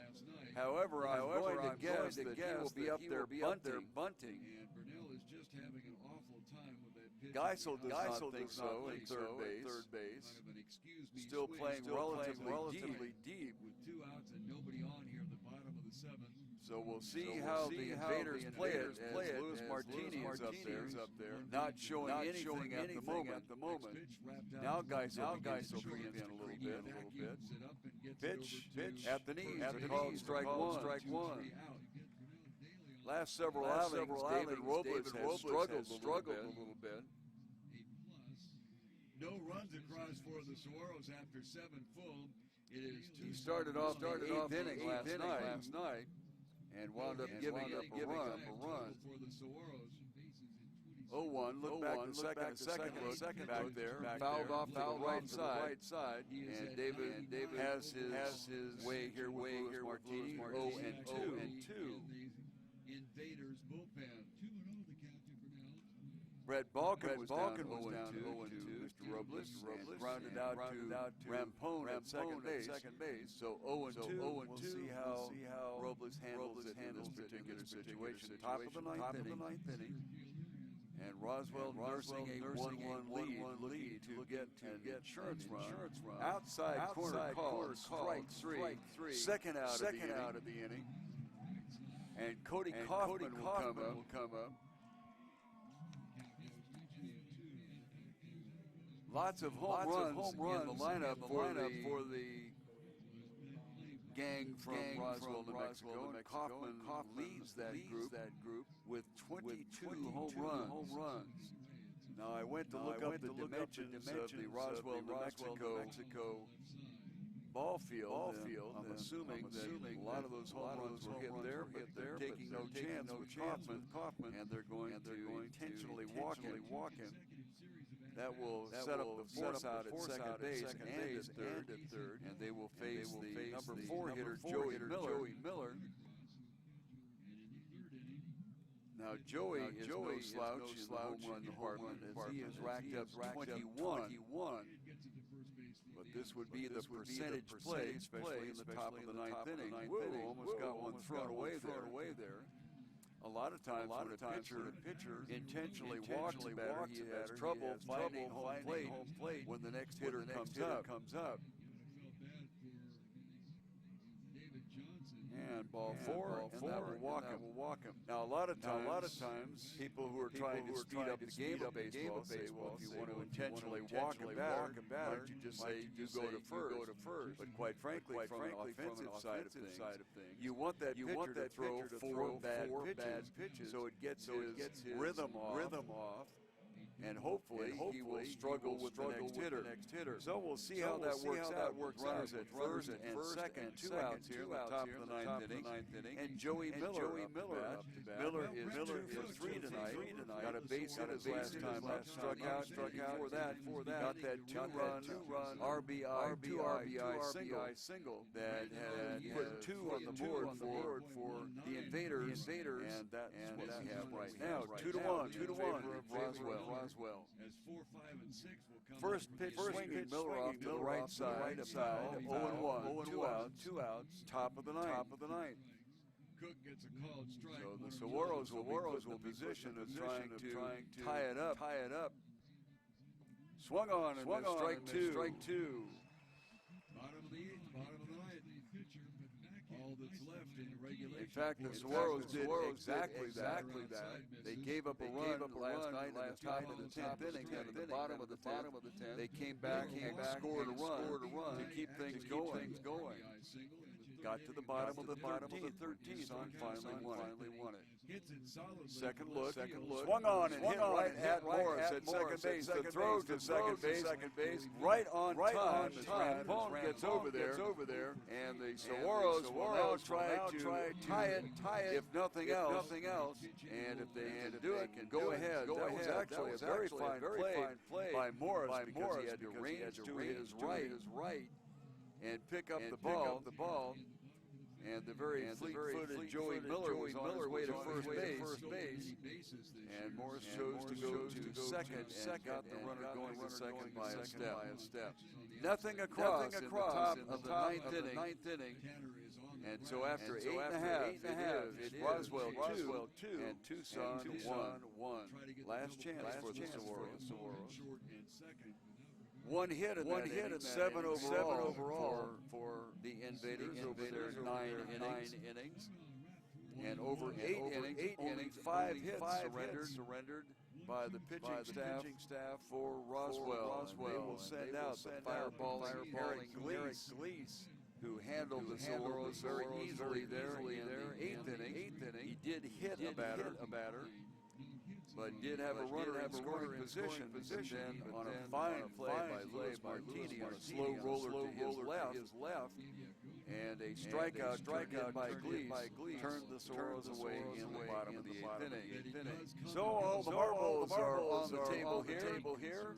Has always been the low volume involved, but every time As we go to the bottom of the ninth inning, twice as bad. So whether it is involved with the buffering or the volume of use, and as I mentioned, the Saguaros did come through last night. it goes to a 2-2 count. Not knowing, can't say. They were leading by 2 going into the ninth inning. The top of the ninth inning last night, Roswell got to. That tied it up, and then they got one in the top of the 10th.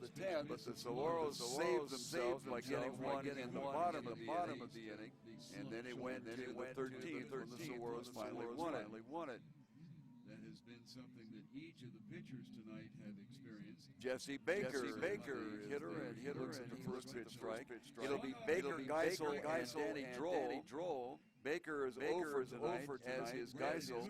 Droll has one hit in 3 times at bat. The Saguaros have been held to 5 hits tonight. Next pitch, Sun outside. On an error by Geisel in the 6th inning. And the count is 1-1. Popped out to the right fielder Jimmy Heck in the 2nd inning. However, all of that being said, Next pitch, high and away. has a little thunder in his bat. Ideally for the Saguaros, they would love to get this first batter on. They can start playing things with sacrifice bunts and things like that. To the plate, inside, 3-1.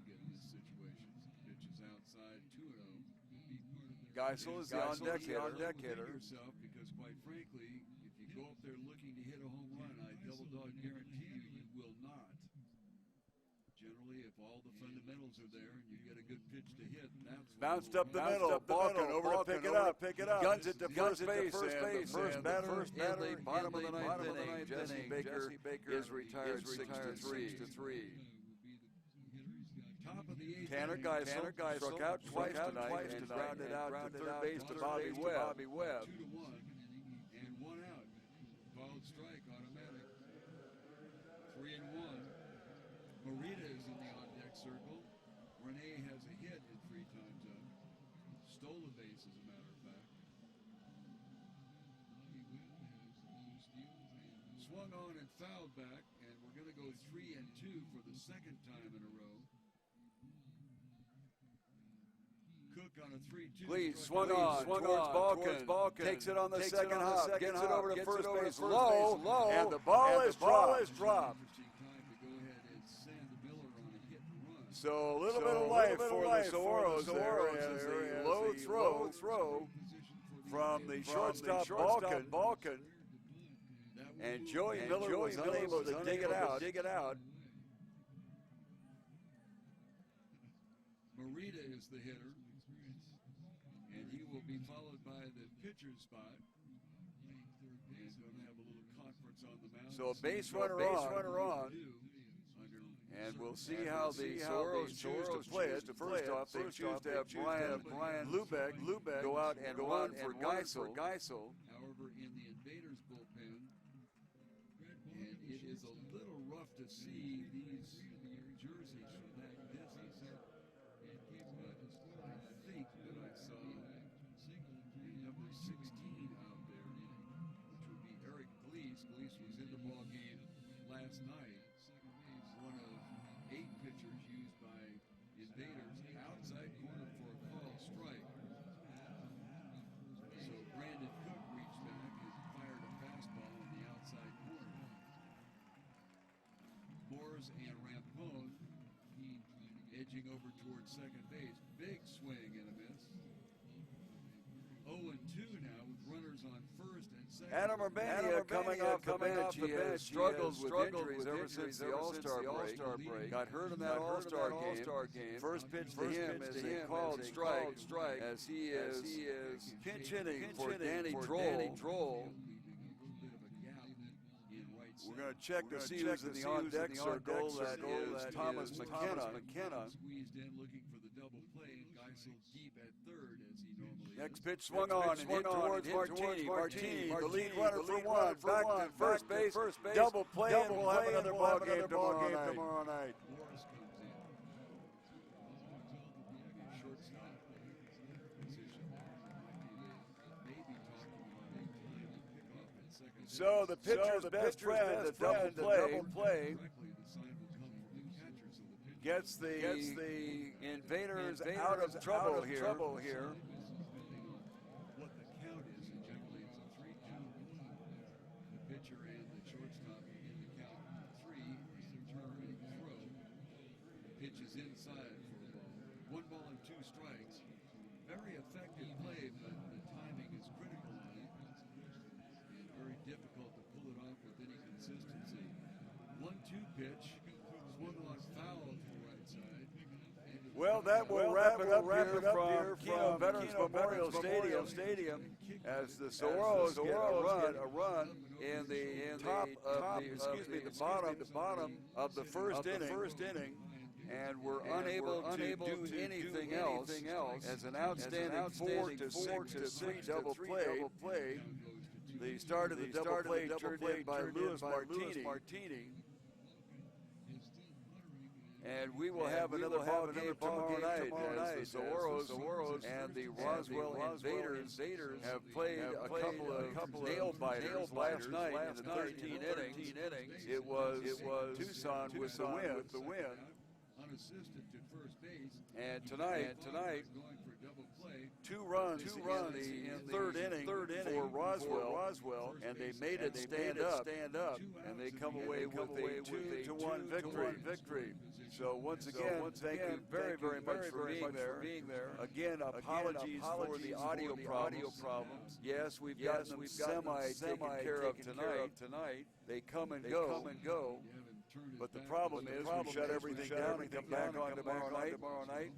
And we'll go for a certain period of time, and all of a sudden they come back, and they disappear, and then they come back. All of that aside, thank you very much for being there. We'll look forward to seeing you right here at the same spot tomorrow evening, starting at 7 o'clock, as it will be the rubber game in the 3-game series to decide the winner in the South Division, and who will move on to the finals. If Tucson wins it, will be here at Kino Stadium on Tuesday evening, and the finals, if Roswell wins it, will be over in Roswell on Sunday. Once again, thank you very much for being there. This is Alan Scott, and I'll look forward to seeing you tomorrow evening at 7 o'clock. Good night. It's a little bit of a problem.